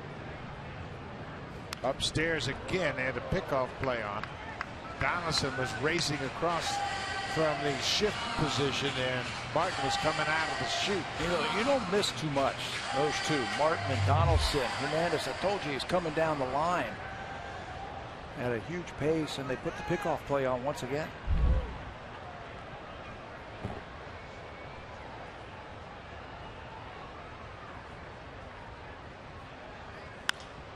Fastball, Howard stays alive. Ryan Howard is a regular first baseman. This is just his 7th pinch hitting at bat this season. He's won for his previous 6 as a pinch hitter.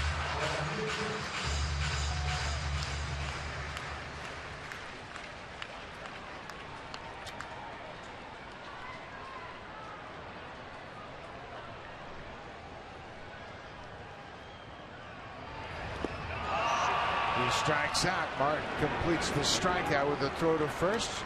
The Phillies add to their run, but Hendricks minimizes the damage. He gets a double play and a strikeout. This good strikeout, breaking ball down and in, and Howard strikes out. Martin with the block. Philadelphia has a 5-3 lead.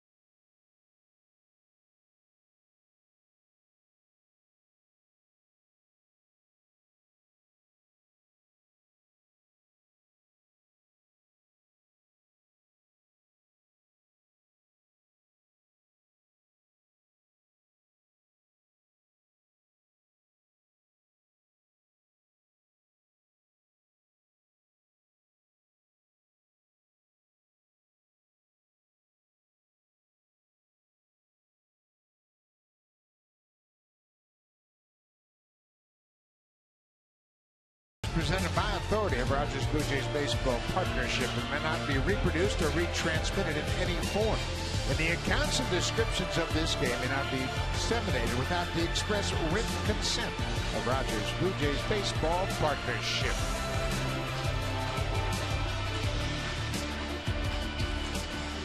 Philly Fanatic passing out free hot dogs as they have a little bit of a break here. Always have a lot of things going on involving the Fanatic here, and he has been an iconic figure for years and years here in Philadelphia. He can fire a couple of those up here if he wants. It's getting late, isn't it? New pitcher for the Phillies is Elvis Araujo, his 36th appearance of the season. Araujo, big, strong lefty pitcher, started his career with the Cleveland Indians. Ryan Howard takes over defensively at first base. He pinch hit for Darren Rupp.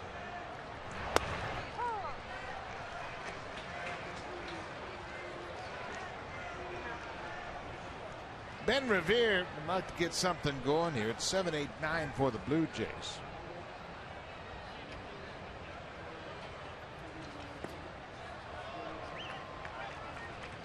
Araujo has done a terrific job getting more and more important relief assignments. He pitched on Saturday in Milwaukee, threw just 4 pitches and got a strikeout, the only batter he faced.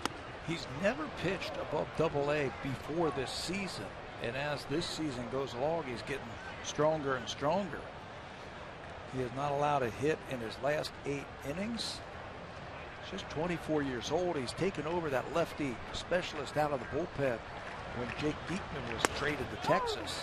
That's a high strike called against Ben Revere. Diekman went with Cole Hamels down to the Rangers. Araujo started his career, as we mentioned, with Cleveland, and he missed the entire 2009-2010 season as he was injured. And then the Indians just let him go after the 2013 season, and they signed him, Philadelphia did, as a free agent. How do you give up on a guy who's 6'7" like this and young? Yeah, just the physicality would make you want to take a chance on him. And just keep after him just a little bit. At the time, he was just 22 years old when they let him go. He is from Maracaibo, Venezuela. Yeah, you got to stick with him for a while. How long did it take Dylan Betances to get things together?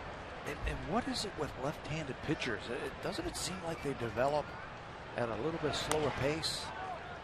You know what I think it is? I think a lot of times they try to force him into starter roles. And that was the case with Araujo. He was a starter early in his career. And then he decided, you know what? Doesn't throw enough strikes consistently, and he might be a weapon out of the bullpen, much like Andrew Millen. Big, strong left-hander. He's got that slider that has been good for him. Mid-90s fastball. Effective changeup also. Not afraid to use that changeup. 3-2. Ball 4. Leadoff walk. Ben Revere reaches base. Boy, the Blue Jays need to get something going offensively. They haven't had much at all offensively the last couple of weeks. 3 runs on 4 hits, and this is Cliff Pennington. Yeah, it looks like John Gibbons is playing his hand right here in the 6th inning. He's going to go to his bench. They've got 6 players now on that bench, so he's got a lot of options. He's got Pennington coming up here, and he's also got the pitcher spot on deck, and Chris Colabello has grabbed the bat. Revere with the leadoff walk. Pennington has done a nice job this season as a pinch hitter. Pennington batting for the season 0 for 4 with the Blue Jays.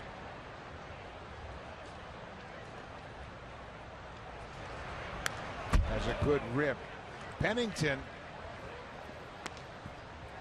has a pinch hit home run this season. Right now they just need a base hit. Blue Jays are down by 2. Base runners. That's a problem that they've had in the last 10 days or so, is sustaining. That ball goes over to first base, sustaining those innings and get them going and putting the pressure on that pitcher. Pennington in the National League was 7 for 22 as a pinch hitter. And a home run and 3 RBIs.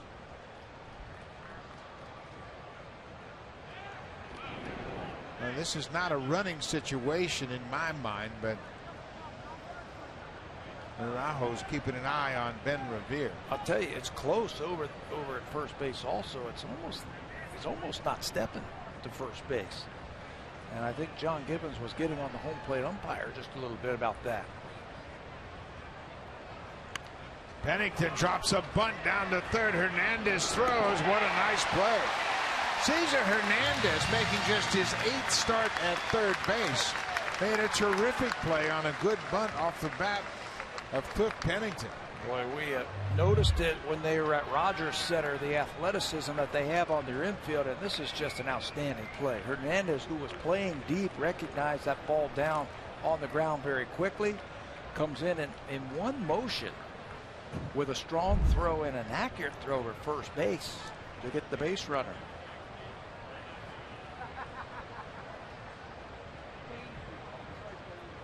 So now Pete Buchanan wants to check with the umpire, and he's coming to home plate. This might be a double switch here. So Buchanan has to go to the umpire first and inform the umpire of his intentions of making a double switch.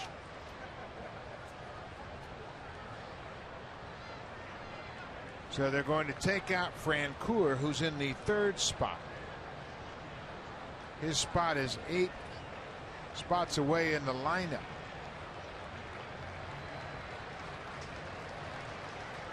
So there will be a pitching change.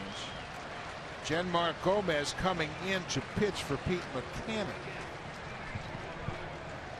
And they have brought in the rookie who's making his first start since being called up into right field to take over for Francoeur. Lots going on here. Blue Jays trying to get back in this game. They trail by 2. Chris Colabello, the pinch hitter, will face Gomez when we come back.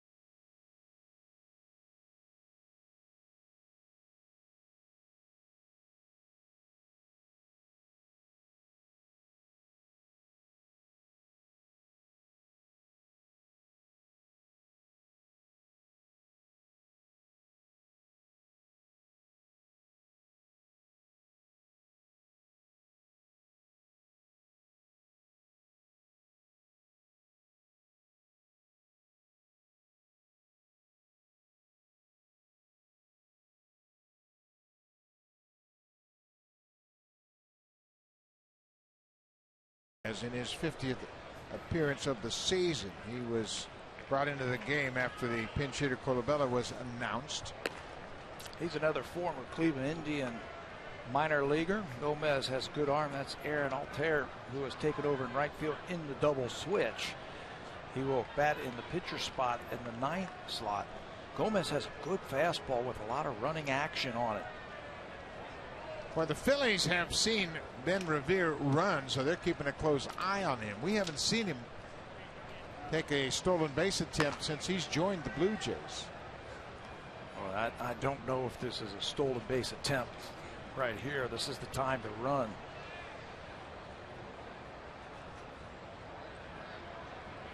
They certainly think he's going to run. I agree with you. If you're going to run, you better be standing up at third safe. You better know something, right? You don't want to take the bat out of Colabello's hand, and you've also got Tulowitzki on deck. You're about ready to turn that lineup over. You can't make it out over at third base.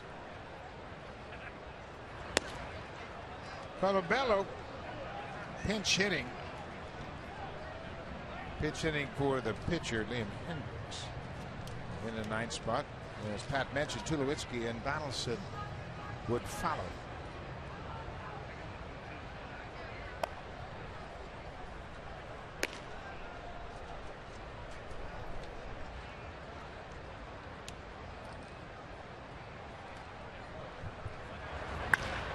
Base hit up the middle. Ben Revere is going to come around to score, and Colabello has done it again. He picks up the RBI and made it a one-run game. That leadoff walk comes in to score. Blue Jays have some guys on that bench that they can use, and they're going to use them. They needed a clutch hit, and Chris Colabello is going to do it one more time. Gomez gets a lot of ground balls with that sinker. This time right out of the reach of Utley for an RBI hit. So it's a 5-4 Phillies lead. Troy Tulowitzki batting for the 4th time already tonight.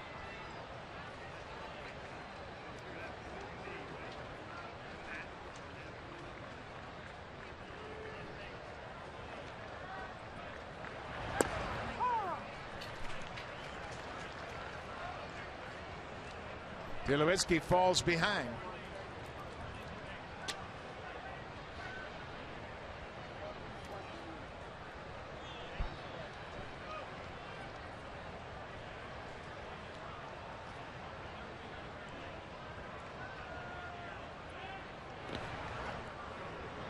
Now I know Colabello's not running.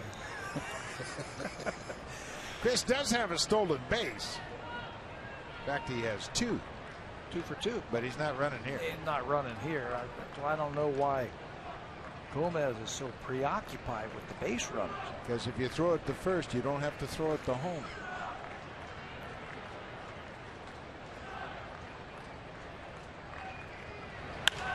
Base hit, right field. Colabello will stop at second. Tulowitzki just took what Gomez gave him. That pitch was down and away, and he stroked it to right. Josh Donaldson's had a perfect night. It all started in the first. It started with the first pitch he saw. This one is not coming back. He hammers this ball deep in the second deck here at Citizens Bank Park. Got the Blue Jays their first run. His 32nd home run, his 88th run driven in. And here he comes again here in the 6th inning with a couple of more runners on base. Chance to knock in a couple more.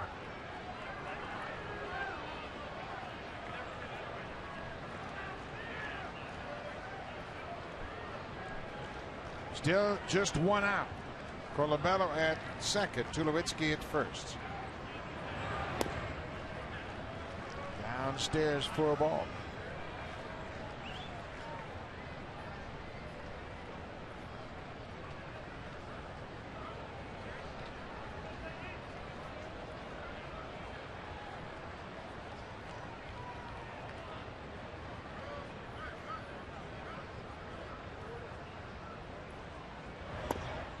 Checked his swing.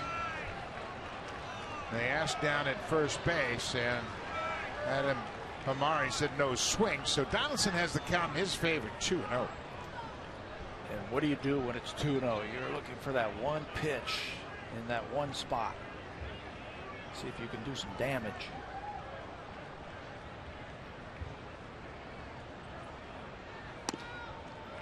Off the plate, 3-0. We have seen John Gibbons give his sluggers the green light, 3-0 all season long. Bautista is on deck. Donaldson has a tendency of not over swinging on a 3-0 pitch. He'll take it the other way. High deep drive to left. Ashe back at the wall. Goodbye home run. Number 2 on the night for Donaldson.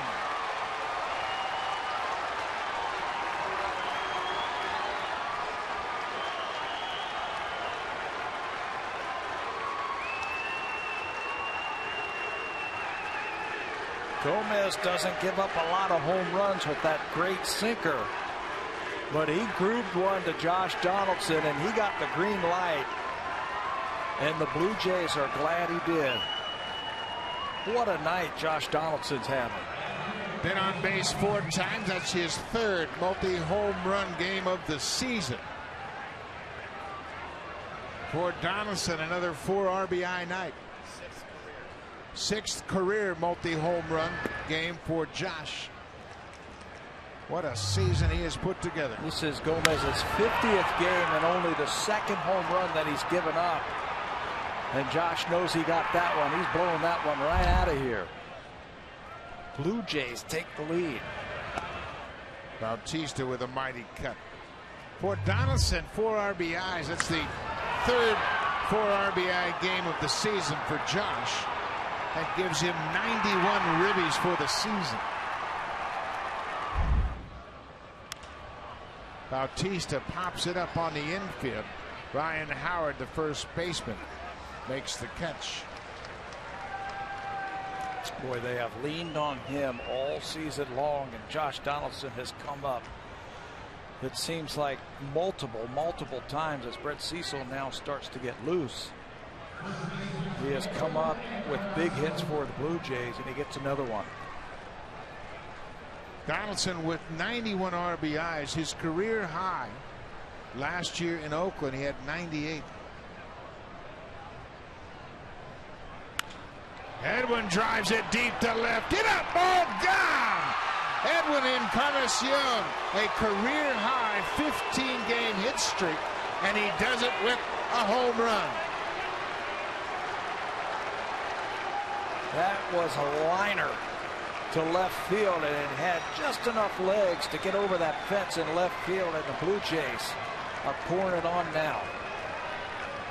22nd home run of the season for Encarnacion, and that one got out quick. That breaks a tie with Jesse Barfield for Encarnacion. He moves into sole possession of 6th place on the all-time home run list. Home run number 180 for Encarnacion as a Blue Jay. Martin grounds out by the Blue Jays. Another 5-run inning. 2 home runs in the inning. Encarnacion with the capper. A low liner into the seats in left. Number 22. 8-5 Blue Jays.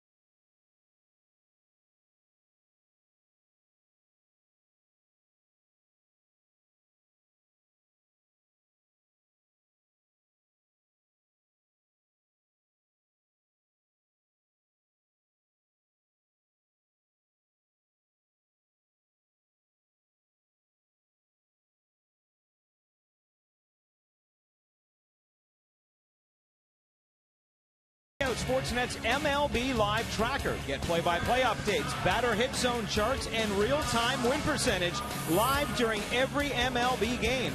Get access to the MLB Live Tracker by checking on any game matchup on Sportsnet.ca or through the Sportsnet app during the game. Buck? Thank you very much, Barry. And I got to say, Pat, you called it and said that John Gibbons was unloading the bench. First he used Cliff Pennington to pinch hit for Cohen's, and he was thrown out on a terrific play. Then Colabello comes up with a big hit, RBI single. That set up the entire 5-run inning.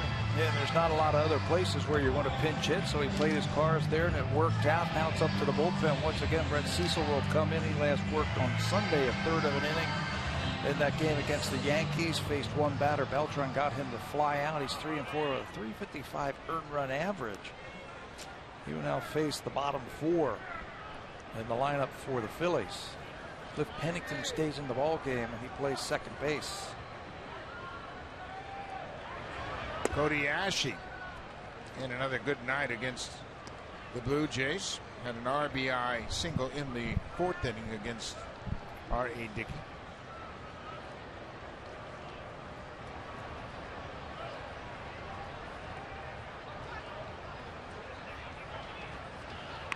Ashley tries to bunt against the shift and bunts it foul.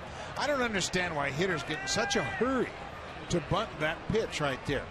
You got one defender over there. All you got to do is square around and drop down the bunt. It's not difficult to do. Just turn around and bunt it if you're going to bunt it. But everybody wants to run out of the batter's box. Make sure you get it down and make sure you get it by the pitcher.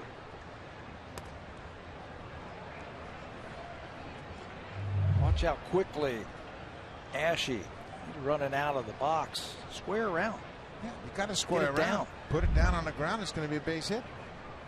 Donaldson was deep at short, not thinking about the bunt. Russell Martin, he took that pitch and looked like it crossed him up and caught him in an awkward manner. And he's been dealing with that sore thumb about 3-4 starts ago with R.A. Dickey.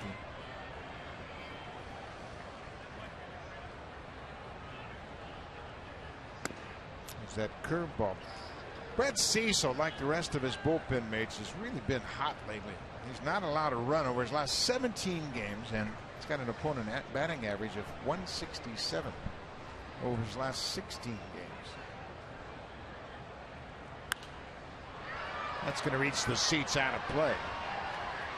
You know, the Blue Jays, their pitching staff really was much maligned early in the season, and everybody was complaining about the starters and the bullpen. Nobody was doing the job. Right now, they're one of the most effective pitching staffs in all of baseball. Well, it took them a while to find out, where everybody fits, especially in that bullpen.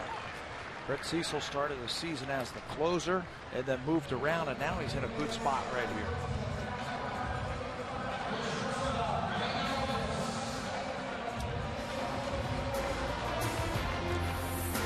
The 2015 Honda Civic is Canada's best-selling car for 17 years in a row and the official vehicle of the Toronto Blue Jays.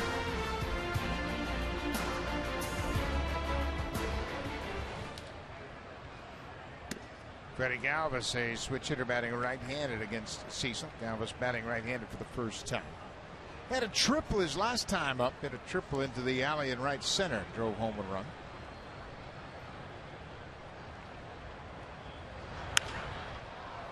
Fly ball to right. Bautista backs up just short of the warning track and hauls it in. 2 down quickly for Brett Cecil here in the 6th. R.A. Dickey, a little bit of a rough outing compared to the way things have gone for him. He lasts just 4 innings plus 3 batters. He's charged with 5 earned runs on 9 hits. A couple of walks, 1 intentional. A couple of strikeouts. It's not the same knuckleball we've seen lately. But tonight the offense has taken him off the hook. Shortest outing of the season for R.A. Just 4 innings tonight, 9 hits. He will be charged with 5 earned runs, but the offense got him off the hook tonight. You know what? We've been waiting for the offense for a while, and they have just been running into tough pitching. But they had a 5-run 6th inning. The 21st time this season they've scored 5 or more runs in an inning.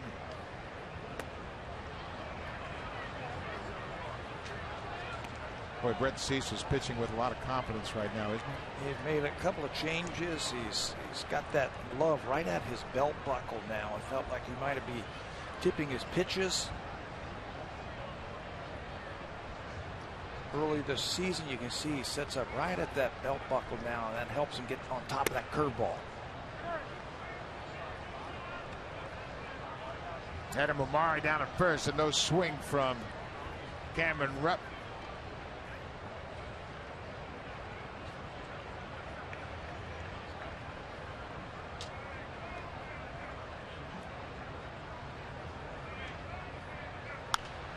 This one's popped out of play.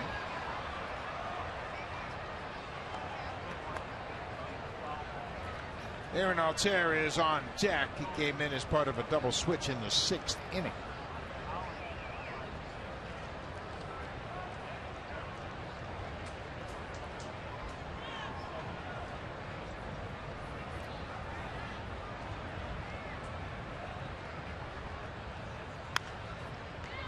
That's fouled up the third baseline.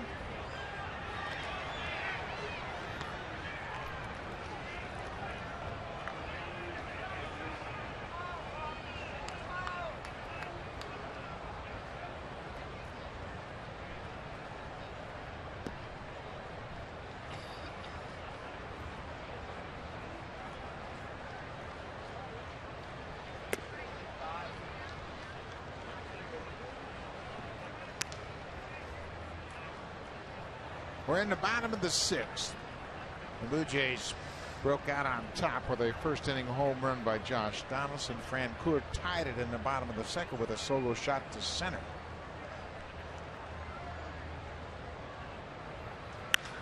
There's a drive to center. Revere back, and it's over his head. Back up against the wall. Ball carried better than Revere expected, and he tried to leap for it, but he couldn't make the grab as Rupp has a double, his 7th double of the season. It comes with 2 outs here in the 6th. Blue Jays have had 1-2-3 inning. That was the first inning of the ball game tonight. The Phillies got their hitting shoes on. That was a 2-strike breaking ball that Rupp hammered to center field. He's been on base all 3 times tonight. This is Aaron Altair. He's 24 years old. He was just added to the roster tonight when they announced that Michael Franco would go on a disabled list. Franco diagnosed with a fractured wrist, got hit by a pitch from Jeremy Hellickson, and he might be out for the season. That's the talk around the batting cage today, that he was probably going to miss the rest of the season. So Altair will get a chance.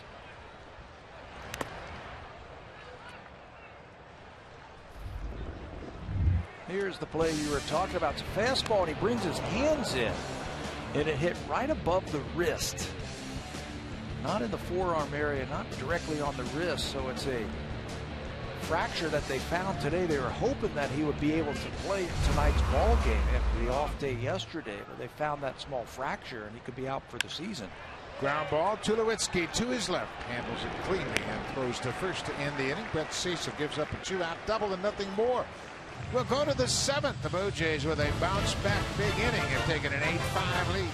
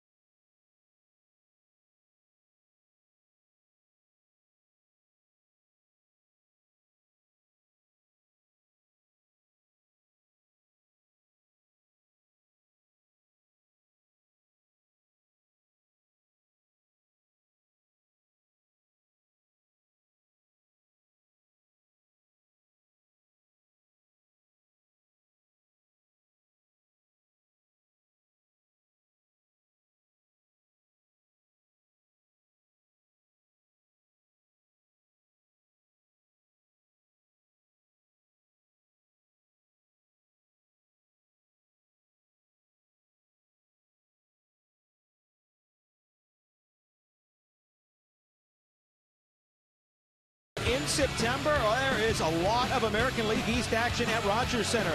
All 4 teams will be there, starting with the Orioles September 4th through the 6th, the Red Sox the 18th through the 20th, Yankees 21st to 23rd, and the Tampa Bay Rays in what could also be a big series, the 25th through the 27th. Go to BlueJays.com for more tickets, and Buccos Yankees now trailing the Twins 3-1. Barry, it's going to be a terrific finish to this season. Baltimore is losing to the Mets, top of the 6th, 3-0. And how about Adam Lowen making his 4th appearance? The former Blue Jay, former #1 pick of the Baltimore Orioles back in the big leagues as a pitcher. Promoted from AAA Lehigh Valley on August the 7th.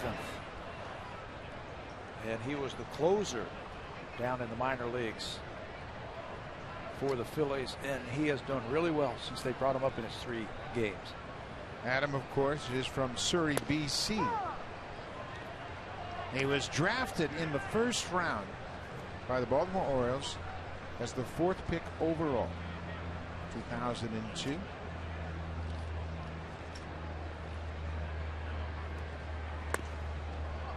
He's been very pleased with the development of his breaking ball. And it was something that early in his career he was a power pitcher, but then he broke his elbow. Actually fractured his elbow pitching for the Orioles. There's a good fastball at 93. Adams only 31 years old. There's certainly plenty of baseball left, and you can't question his drive. No, he then tried to make a comeback as a hitter and actually got to the big leagues with the Blue Jays as a hitter. He came up with the Blue Jays in 2011 and played in 14 games. Hit a home run. Hit 188, but he's got a home run to his credit as a position player. And good for him. You know, that didn't work out. I guess the arm's feeling better. He looks good. Got nice and free and easy. That ball comes out of his hand. He strikes out Carrera for the first out here in the 7th. Of course, I'll never forget Adam Lowen. He started for Team Canada in WBC against Team USA. Lots of run on that fastball as he strikes out Carrera. And he was the closer in the minor leagues. Here he's pitched parts of 3 innings on Sunday. They used him as a closer for 2 months in the minor leagues.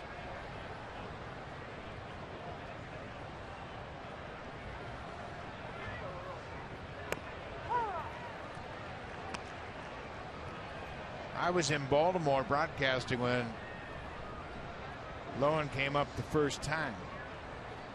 2006. He made 19 starts for the Orioles. Went 6-6 that season.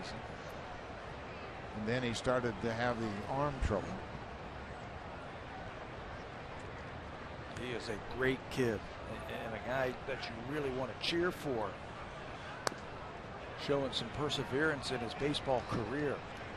I mean, he's the kind of guys you cheer for. Absolutely. Coming out of college, he played at Chipola Junior College, the same place Russell Martin and Jose Bautista played. And he was a two-way player that could really swing the bat.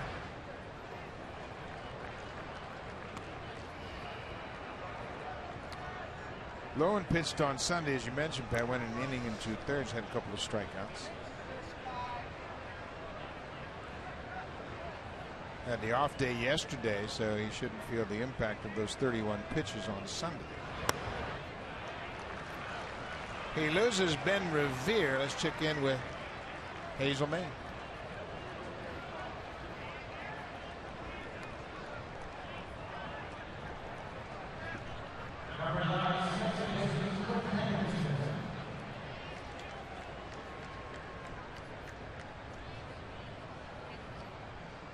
Lots going on around baseball, Hazel. It's certainly going to be a great 7 weeks to keep your eye on all the different games. This is Cliff Pennington, who pinch hit as come off the bench in the 6th and dropped down a perfect bunt.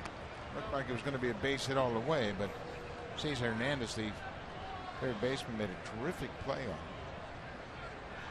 Kevin Pillar is on deck. That's the pitcher's spot.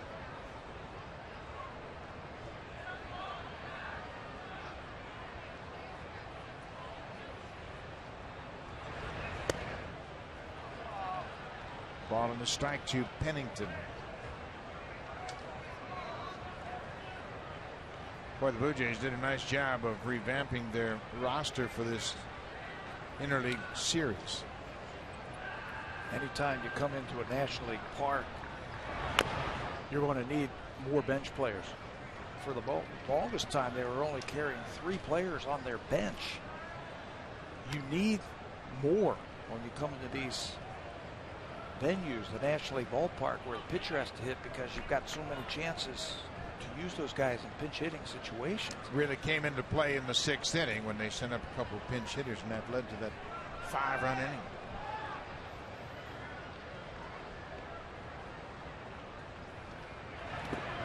Breaking ball, and Pennington is down on strikes. 2 strikeouts now for Lowen. Here's the lineup card, and it's a totally different lineup. You see all of the bodies for the Blue Jays. 3 switch hitters, and now they've crossed off. Notice David Price. I bet you he put his name there too. That looks like his printing, doesn't it? And he always brings 2 bats, puts them in the bat rack, wears his spikes, puts batting gloves in his pocket, and wears his jersey. He said you never want to be ill prepared for an opportunity that might present itself. Burley was telling me about that today. He says, look, this guy is unbelievable. He's at the top step of every inning, cheering on his teammates. He brings his bats to the bat rack every night. And he always says, you know what, you just never know when you might be needed. Yeah, you never know. There goes the runner. The hit and run was on. Pilar fouls it off the catcher. Revere was on the move. You know, we've seen pitchers have to pinch run in these situations. I've seen games where pitchers had to come in and play the field in these National League games also. So you never know. David's right. Yeah, and you know what? And David has always said, you know, I can help you out, whatever you need. 2 outs, 0-2 on Kevin Pilar, pinch hitting for the pitcher.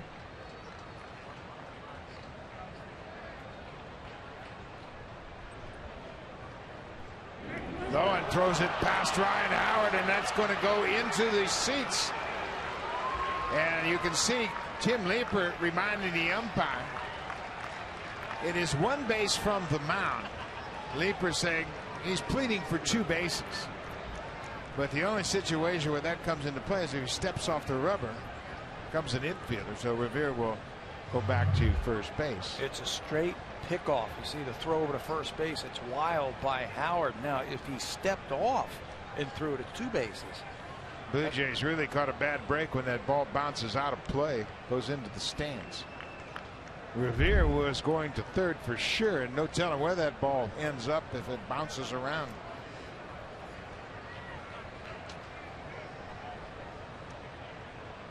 So Revere now in scoring position on the air by the pitcher Adam Lowen.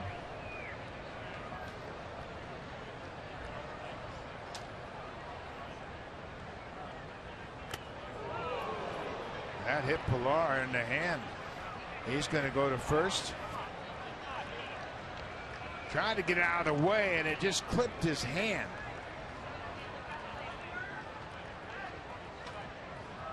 Now he's checking. Looks like he might have got his little finger, but he'll go to first base as Lowen pitches himself into a jam despite 2 strikeouts this inning. Fastball up and in, and Pilar tries to pull those hands back. And it looked like it got him on the pinky. I think this is a delay tactic right now by the Phillies as they try to take a look at that to see if that's a foul ball off the end of the bat.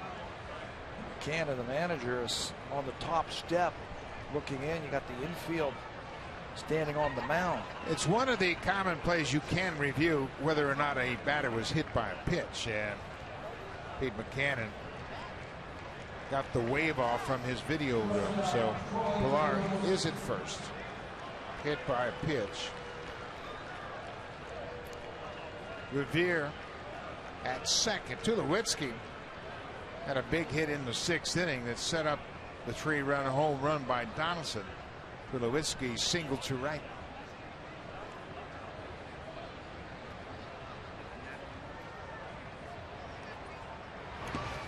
In the dirt. Nice play by the catcher.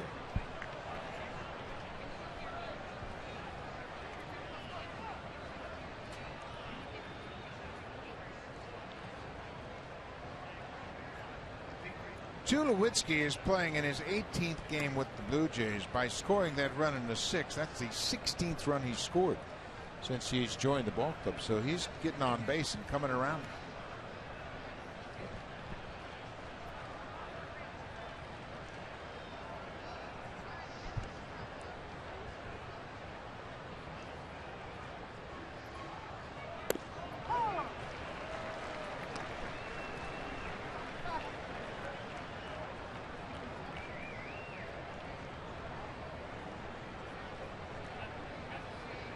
Tulowitzki, for his career, has hit well against the Phillies. He came into this game with a .343 career average in 38 games.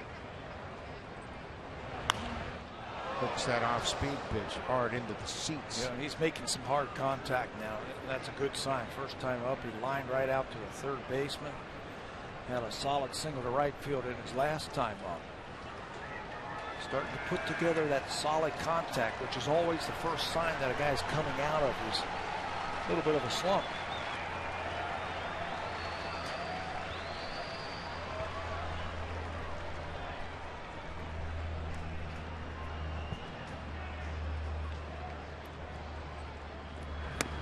Upstairs, 2 balls and 2 strikes. The Blue Jays have had a consistent attack tonight. They've been retired in order just once. That was in the 5th inning. And for the first time in a long time, they've been able to score in multiple innings. They've scored in 3 separate innings tonight.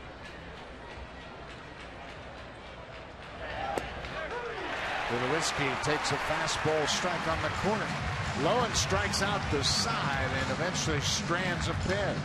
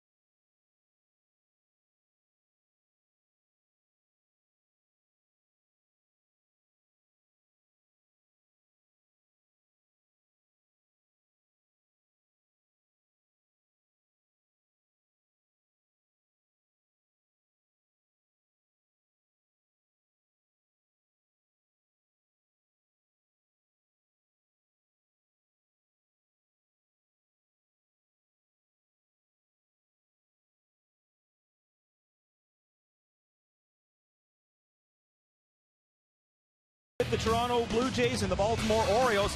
Friday, September 4th through Sunday, September 6th. Friday night's a 7:07 game, and the weekend both at 1:07 for that Grand Slam combo. The combo includes a ticket to the game, hot dog, nachos, popcorn, and peanuts, apple, and a soft drink. Tickets starting at $45. Go to BlueJays.com for more details. We hear about the Blue Jays and Yankees, guys, but the Orioles are right on their tails, and good news for the Jays is they are losing tonight as well. Yes, they are, Barry, and the Mets are beating the Orioles at home in Baltimore. They're in the bottom of the 6th, 3-1 New York. Minnesota has a 4-1 lead over the Yankees, and a new pitcher is LaTroy Hawkins.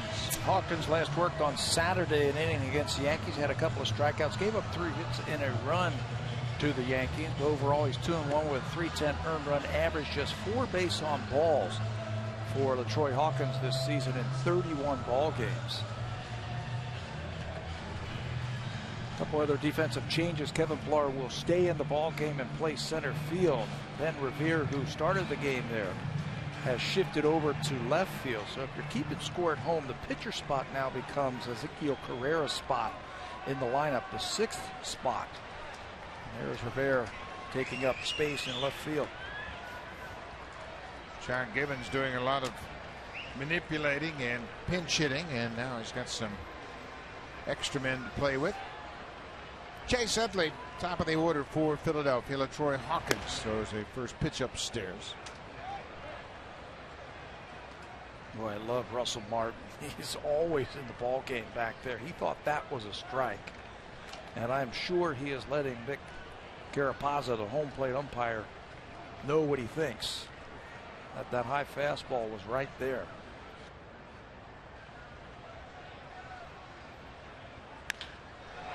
There's a base hit for Utley. He's hustling toward first, and Pilar will get it back in quickly as Utley has his second hit of the night. He continues to swing a red-hot bat since coming off the DL. He's got such a nice short swing.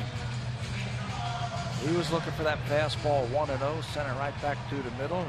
Phillies, they're not going to lay down. They can swing the bat. That's 11 hits now.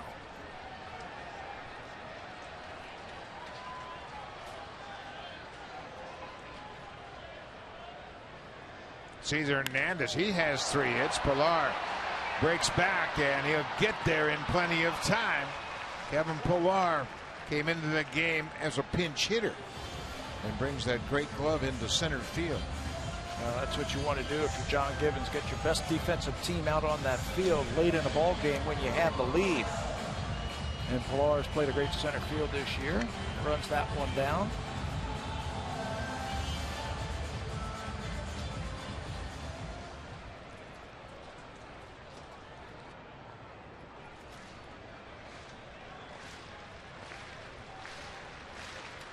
Out about whoever.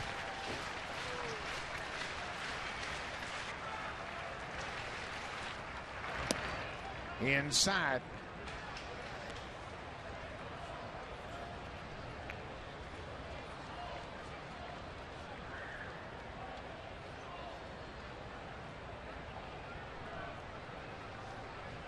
Dominic Brown, left-handed bat, has come out on deck. There's a strike from Hawkins, 1-1. Troy Hawkins has been a real welcome addition to this bullpen.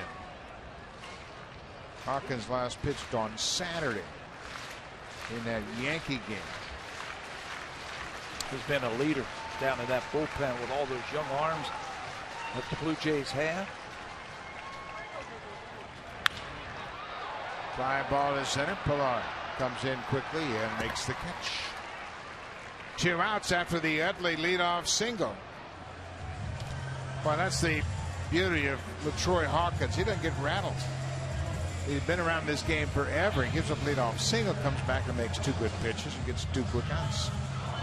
Yeah, that's the beauty of it. He's been around forever. He's been leading a lot of those young pitchers down there, teaching them, what to look for in the game, and really bringing the unit together, if you will.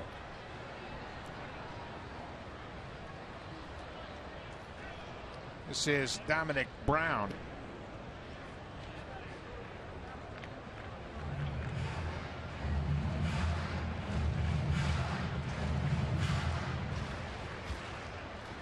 Brown is batting in the pitcher's spot.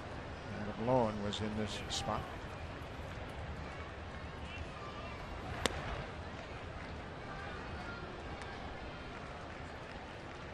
Got to be careful with Dominic Brown. When we saw him back at Rogers Center, he didn't have any home runs. He now has 4. Yeah, he's heating up a little bit. 4 home runs, 163 at bats.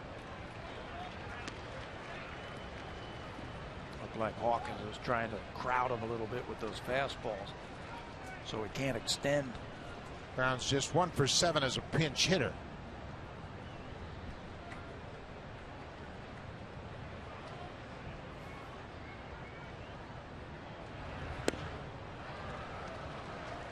Boy, he doesn't miss his spots too often, does he? He got that down and away exactly where he wanted it. When you pitch as long as he has pitched, you know your body. You've done it thousands and thousands of times.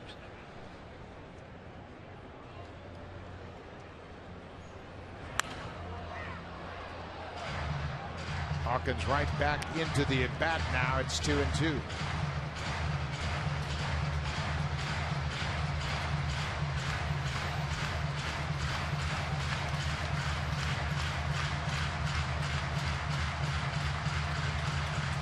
Already Dickey started.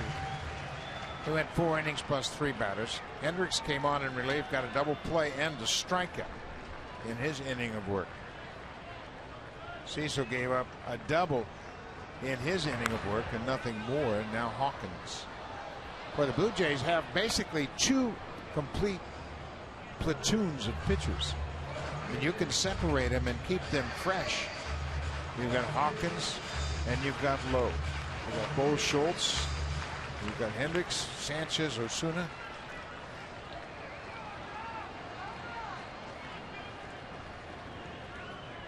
You don't have to keep pitching the same guys day in and day out. You can separate them and give them some chance to catch their breath. Now Hawkins strikes out the pinch hitter Dominic Brown. He comes in, gives up a leadoff single. That's all he does. Then he strikes out Brown to end the inning.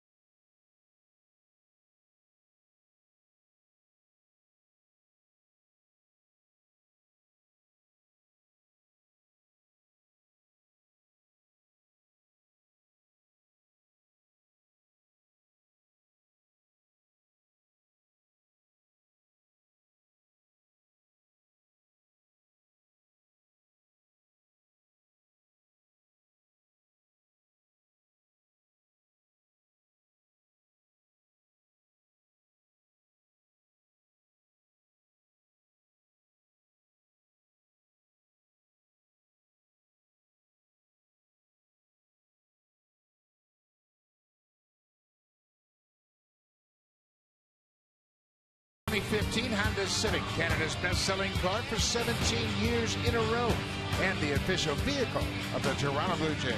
Sixth inning, and the Blue Jays are down, but not for long. This is a 3-0 fastball down Broad Street here in Philadelphia, and Josh Donaldson sends it wayward for our drive of the game. His second home run of the night. That put the Blue Jays ahead 7-5. It might be the hit of the game right now as Donaldson circles the bases with his 33rd home run. And our drive of the game was a big one in the sixth. For Donaldson, tonight is his sixth career multi-home run game. He now has 91 RBIs, and he will face the new pitcher Hector Neris, making his 16th appearance of the season. Another good arm out of that pen for the Phillies. They've got plenty of them. Neris has a fastball, an improved slider. He'll throw a splitter. You can see him holding that split grip right there, and a changeup. He's 2-0 with a .221 earned run average in those 15 games. Donaldson goes after the first pitch.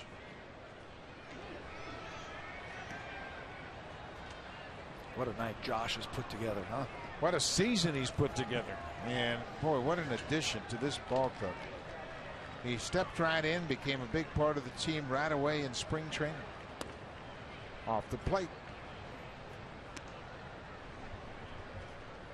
We mentioned earlier he has 91 RBIs. Last year he drove in 98 for the A's. That's his career high.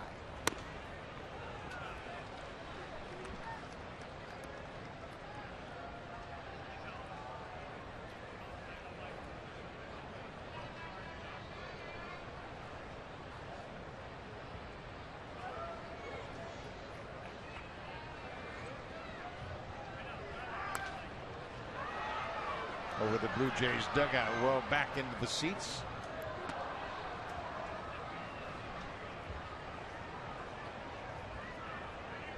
.32 home runs for Donaldson. That's a new career high.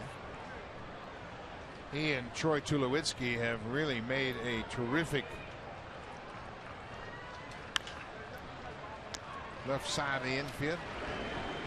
That's off the glove, and Ryan Howard Couldn't handle it. Ball in the dirt by Hernandez.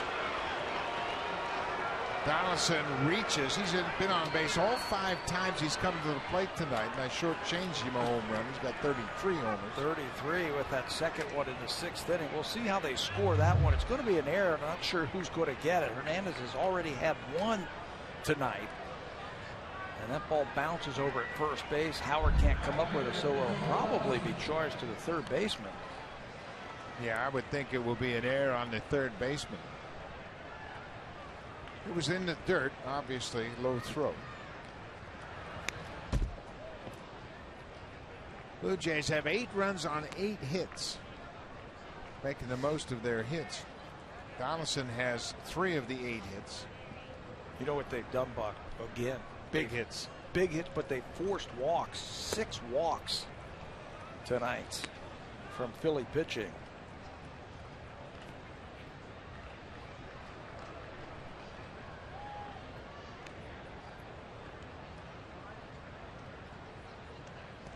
That's in the dirt. Donaldson will stay put. Yes, he just didn't pick it up quick enough to make the move to second.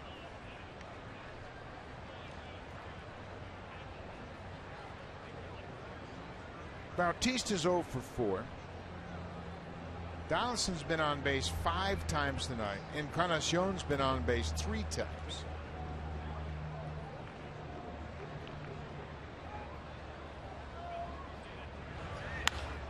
There's a high fly ball to left. Ashe back. He's got room just up against the warning track, and he hauls it in. Bautista just got underneath it. That's 3 times tonight for me that Jose just missed a home run.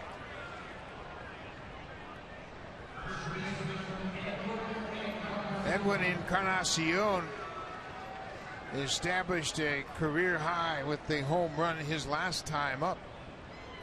15 straight games he's hit it.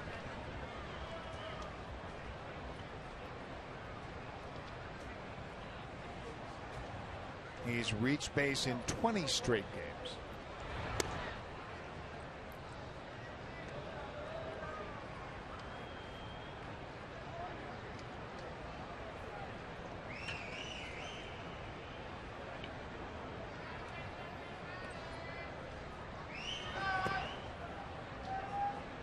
Donaldson and Encarnacion have scored 5 of the 8 Blue Jay runs tonight. And that's the beauty of this lineup now. You can shut down Tulowitzki and Bautista, but it's hard to shut down all 4 or 5 power bats in this lineup. And there's just so many of them up and down the lineup. We were talking about Encarnacion starting to see the ball and starting to hit with a little bit more power. He struck out 3 times on Sunday. That's the first time he struck out 3 times in a single game. You have to go all the way back to May 26th. That was against the White Sox. This is a towering fly ball into center. Herrera gets there and makes the catch.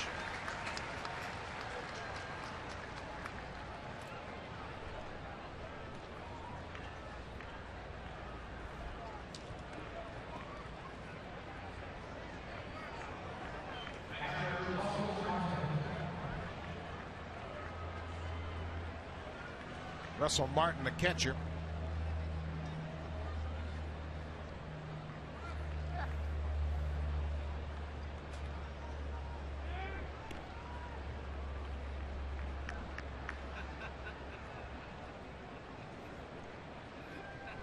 Aaron Sanchez, big righty, starting to loosen up for the Blue Jays. Sanchez and Osuna have been a terrific 8-9 combination late in the game. And they're both rookies. Sanchez just turned 23 on Canada Day. Osuna's 20. Speaks well for the future, doesn't it? Yes, it does. Martin pops it up. Utley, the second baseman, takes charge, makes the catch. The inning is over. We'll head to the bottom of the 8th. Blue Jays lead the Phillies 8-5, and now it's time for a Blue Jays Central update. Here's Hazel May and Greg Zong.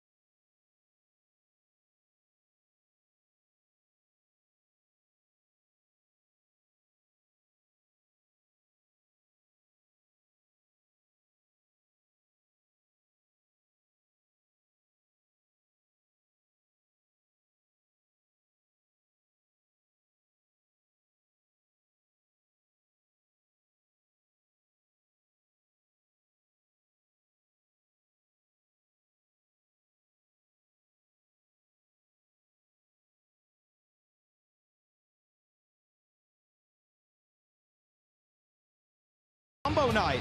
Your combo will include a ticket to the game, hot dog, nachos, popcorn and peanuts, apple and soft drink. Tickets start at just $45. Go to BlueJays.com for more details. Buck, speaking of Grand Slams, how about Alex Rodriguez? Just put the Yankees in the lead with a huge blast.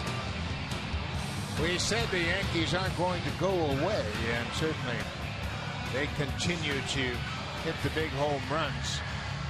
For Rodriguez, his 25th. That's his 25th home run. It's a grand slam with one out. CC Sabathia left after 6 2/3, charged with 4 earned runs. Aaron Sanchez now into the ball game for the 24th time this season. There are the numbers for Sanchez. Righties hitting 152, lefties 292 against Aaron. He has taken over that 8th inning role, and he's been outstanding for the Blue Jays, pitching in front of Osuna. These two at the back end of the ball game feel very comfortable the way that they have been throwing. So Sanchez goes into the 4th spot in the lineup. Justin Smoak takes over. He's in the 6th spot in the lineup. He is in defensively here in the 8th. Well, Encarnacion is out of the game. Ryan Howard entered the game as a pinch hitter in the 5th and struck out against Liam Hendriks.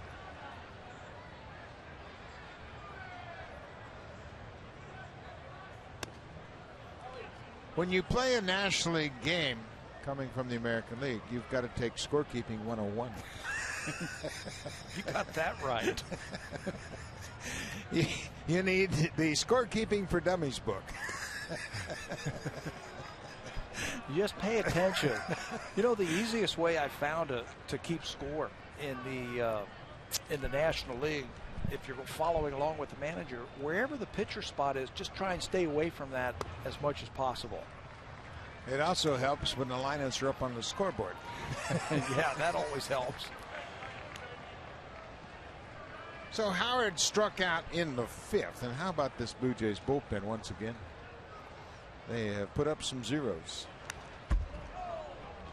Liam Hendriks came in with the bases loaded and nobody out. He allowed a run to score on a double play, and then struck out Ryan Howard to end the inning. Cecil came in, gave up a 2-out double in the 6th and nothing more. Hawkins gave up a leadoff single in the 7th to Chase Utley, and then retired the next 3 in order. And now Sanchez. It looks like they want to keep firing that high fastball against Ryan Howard. Howard's a good low ball hitter. And Sanchez keeps firing that fastball up right at the top of the strike zone. You can't get around on it.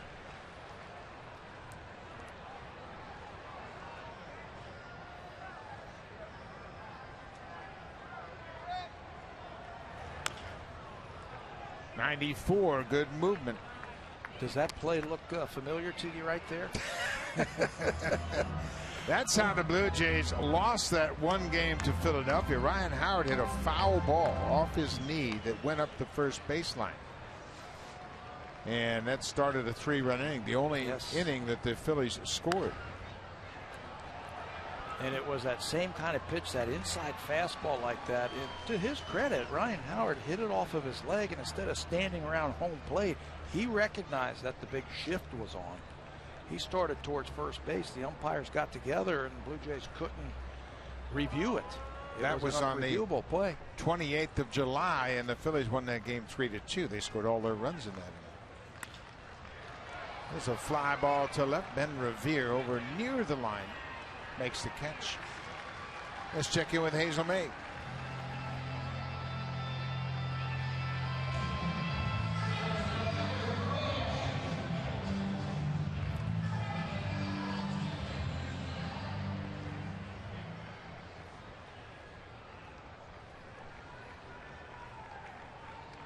They have really gotten some big hits. We mentioned McCann's big 5 RBI game yesterday. He had a 3-run home run in the first. Yankees, they're clicking on all cylinders offensively, and the Blue Jay players were raving about the starting pitching they had to face in that Yankee series. Yes, all of them. They were all talking about it. You know that is 25 grand slams now for A-Rod in his career. Yeah, he's among the all-time leaders. This is Ashe who flares it to left, and Ben Revere's former teammate makes a nice running catch. 2 down.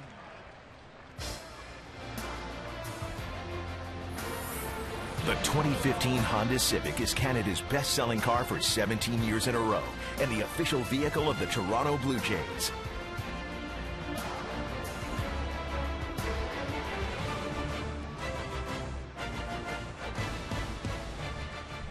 Good start to the road trip for the Blue Jays. They have an 8-5 lead as the Phillies bat in the bottom of the 8th. Freddie Galvis, switch hitter, had RBI triple in the 4th. He's 1 for 3. Sanchez has been able to use that curveball a little bit more pitching out of the bullpen this season compared to last, because he started out as a starter, threw that curveball on a regular basis, and then after he came back from the DL, he still had good feel for that breaking ball. Last year, that was a pitch that was missing for Aaron when he came out of that bullpen. He's got a good curveball, but he just didn't feel comfortable with it last season, pitching out of the bullpen. Good sink on that pitch. Sanchez, of course, gave up the home run on Friday night, pinch hit home run to Carlos Beltran. He got back on the saddle on Sunday. He had an inning of work through 13 pitches and retired Headley, Gregorius, and Stephen Drew in order. Galvis strikes out. Sanchez a 3-up, 3-down inning in the 8th. The Blue Jays will bat in the 9th with a 3-run lead here in Philadelphia.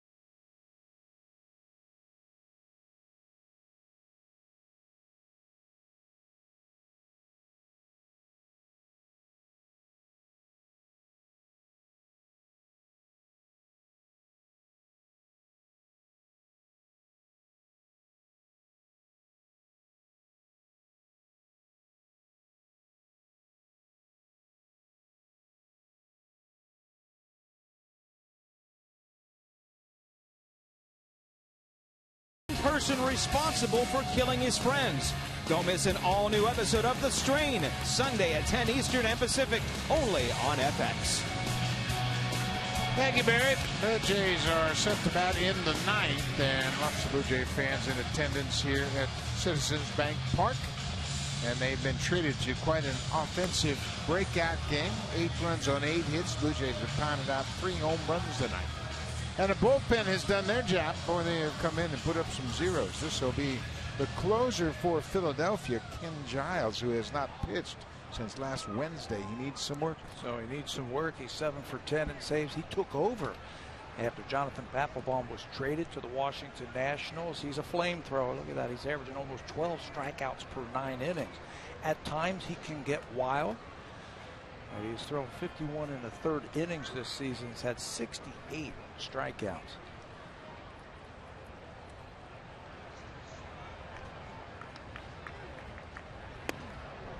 Justin Smoke getting his first at bat of the night. He came into the game defensively, took over at first base.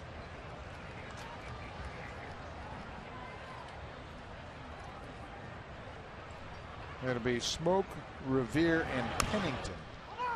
Smoke hits the 2 Harper to first. Howard will step on the bag. 1 down. Well, the veteran Mark Burley will go to the mound tomorrow.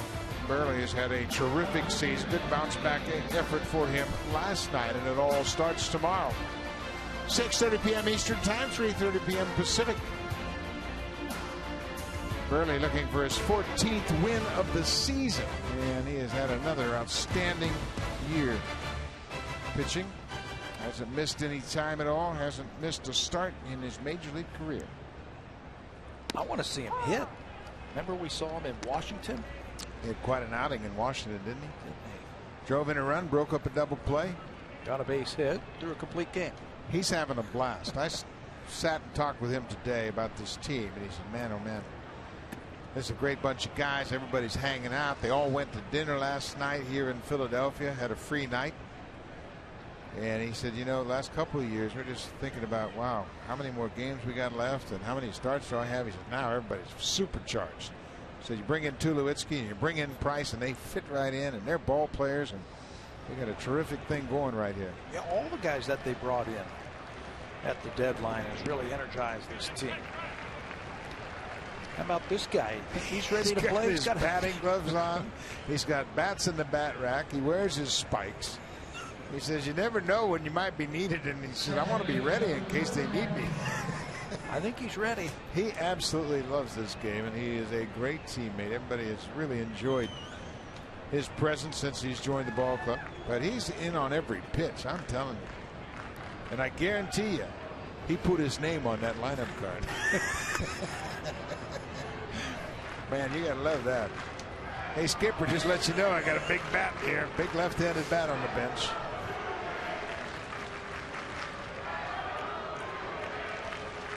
Cliff Pennington batting with 2 outs.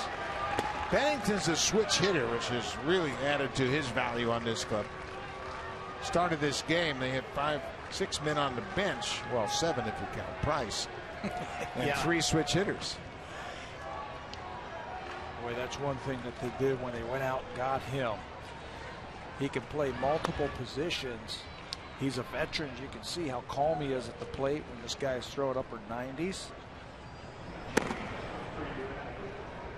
Blue Jays, Osuna getting up low in behind him. Blue Jays had an off day yesterday, so if it stays a save situation here, Osuna probably come on. If not, Mark Rowe will get to work. Cliff Pennington for the season has 7 pinch hits. As he was with Arizona, and that pinch hitting opportunity came up quite often. There's a base hit for Pennington. That's his first hit as a Blue Jay. That's always a good feeling, getting involved. He came in this ball game in the 6th inning. He's had 3 at-bats. He was robbed of a hit his first time up on a nice play by the third baseman. He struck out and now hits his 3-1 fastball, pulls it into right field for a base hit. Seeing Pennington give that hand gesture into the bench. That's what they refer to as cooking now. This is Pilar. He lines it to the shortstop. So the Blue Jays will leave a base runner in the half of the 9th. We'll go to the bottom of the 9th. Blue Jays looking to win the first game of this road trip. Roberto Osuna coming on.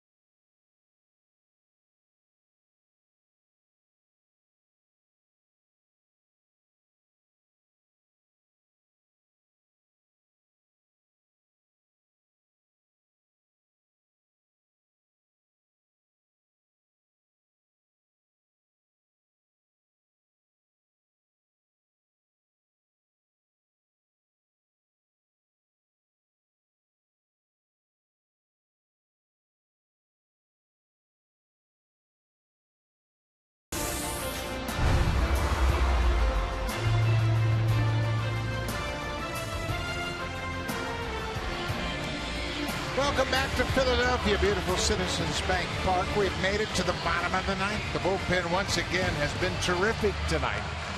And they have shut down the Phillies. Phillies haven't scored since the 5th. And it's been Hendricks, Cecil, Hawkins, Sanchez, and now Osuna into the ball game. And there is Roberto as he gets ready to pitch the bottom of the 9th inning. Roberto blew a save in Boston on April the 27th, but since then he has saved 13 in a row. He's done it with a great fastball and a changeup and an improving slider. There are his numbers this season. 13 for 14 in saves this season. Well, he was charged with that blown save before he was moved into the closer's role. So as a closer, he's perfect. Cameron Rupp, he's had a good night. He's been on base all 3 times he's come to the plate. He doubled in the 3rd, was intentionally walked in the 4th, and had another, he singled in the 3rd, had a double in the 6th. Been on base all 3 times.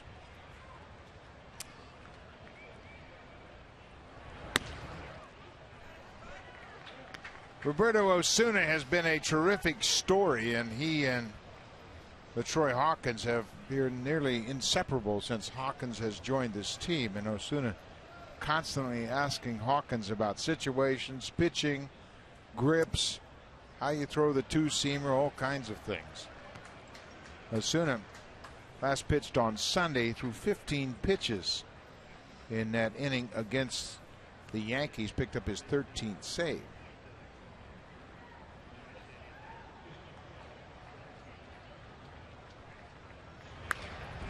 In that ball game, he faced the top of the order. He got Ellsbury to ground out to second. Gardner had a bloop base hit to left. And it was a 3-1 game, so that brought A-Rod to the plate representing the tying run. He struck out Rodriguez and then got Teixeira on a weak ground ball to wrap up the game. That's one thing I've noticed when Osuna comes in. He's so calm for such a young player. It doesn't look like the situation overwhelms him. There's a slider. Boy, has that pitch really added to his arsenal. He was a fastball changeup guy most of the season, and he's worked on a little cutter. But now it's become a legitimate slider with significant movement. Starting to get a little bit more depth on that pitch. He's throwing it in a good spot. That's what he struck Alex Rodriguez out with, was a slider on Sunday. Well, you talk about a perfect package to be a closer. Good control, throws hard, devastating changeup, and he slows the game down. He's got the mind of a closer.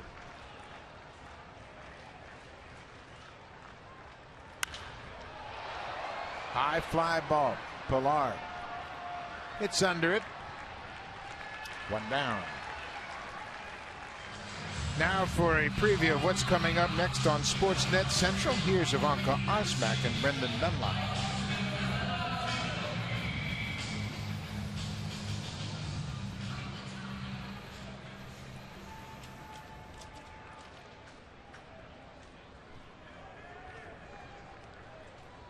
Thank you very much, Brendan. And the Yankees have now taken an 8-4 lead in the bottom of the 8th in New York over the Twins. Blue Jays can't worry about the Yankees. No. Can't worry about them till you play them again. You know, it doesn't do any good either, does it? No, it just wears you out. Yeah, yeah. What you have to do, and players have talked to me about this, you and I, they've talked about we need to concentrate on what we need to do to win the ball game on that day. Yeah, if you were watching every pitch and watching the scoreboard every inning, I mean, here we are. It's August. Got a whole month and a half of baseball left. Wear yourself out. We can do that as broadcasters. Yeah. And fans can certainly do that. Fans can do that, sure. Strike 3 count. Altair strikes out looking. Osuna first 2 down here in the 9th. That's what you like to see when you got a closer and come in and paint like this with that fastball. Not much that Altair can do with that fastball right there. Good job by Martin to frame it up for him.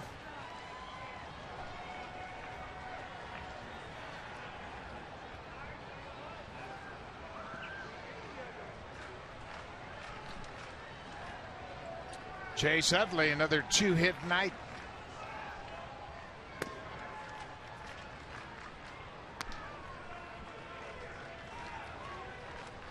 Utley is 2 for 4. He's had a pair of singles. He scored a run in the 5th. 2 outs.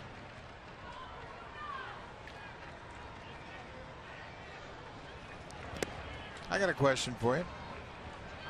Okay. Osuna in the Rookie of the Year picture?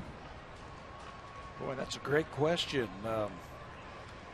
How could he not be? You know, if he ends up, well, I don't know, 20 saves, 25 saves, something like that, how could you not put him in the picture? Who else would be part of that discussion? Well, Devin Travis is leading rookies in batting average, but he's injured. Billy Burns of Oakland is going to be considered, given his stolen bases and his batting average. He's up among the leaders in runs scored, but yeah, Osuna's going to be in the conversation. 2-1 to Utley. Now strike 2.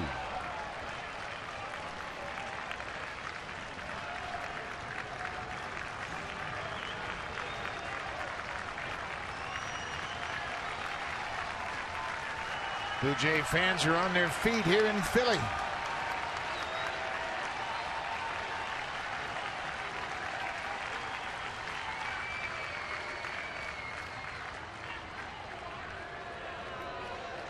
Osuna wants to talk things over with Russell Martin.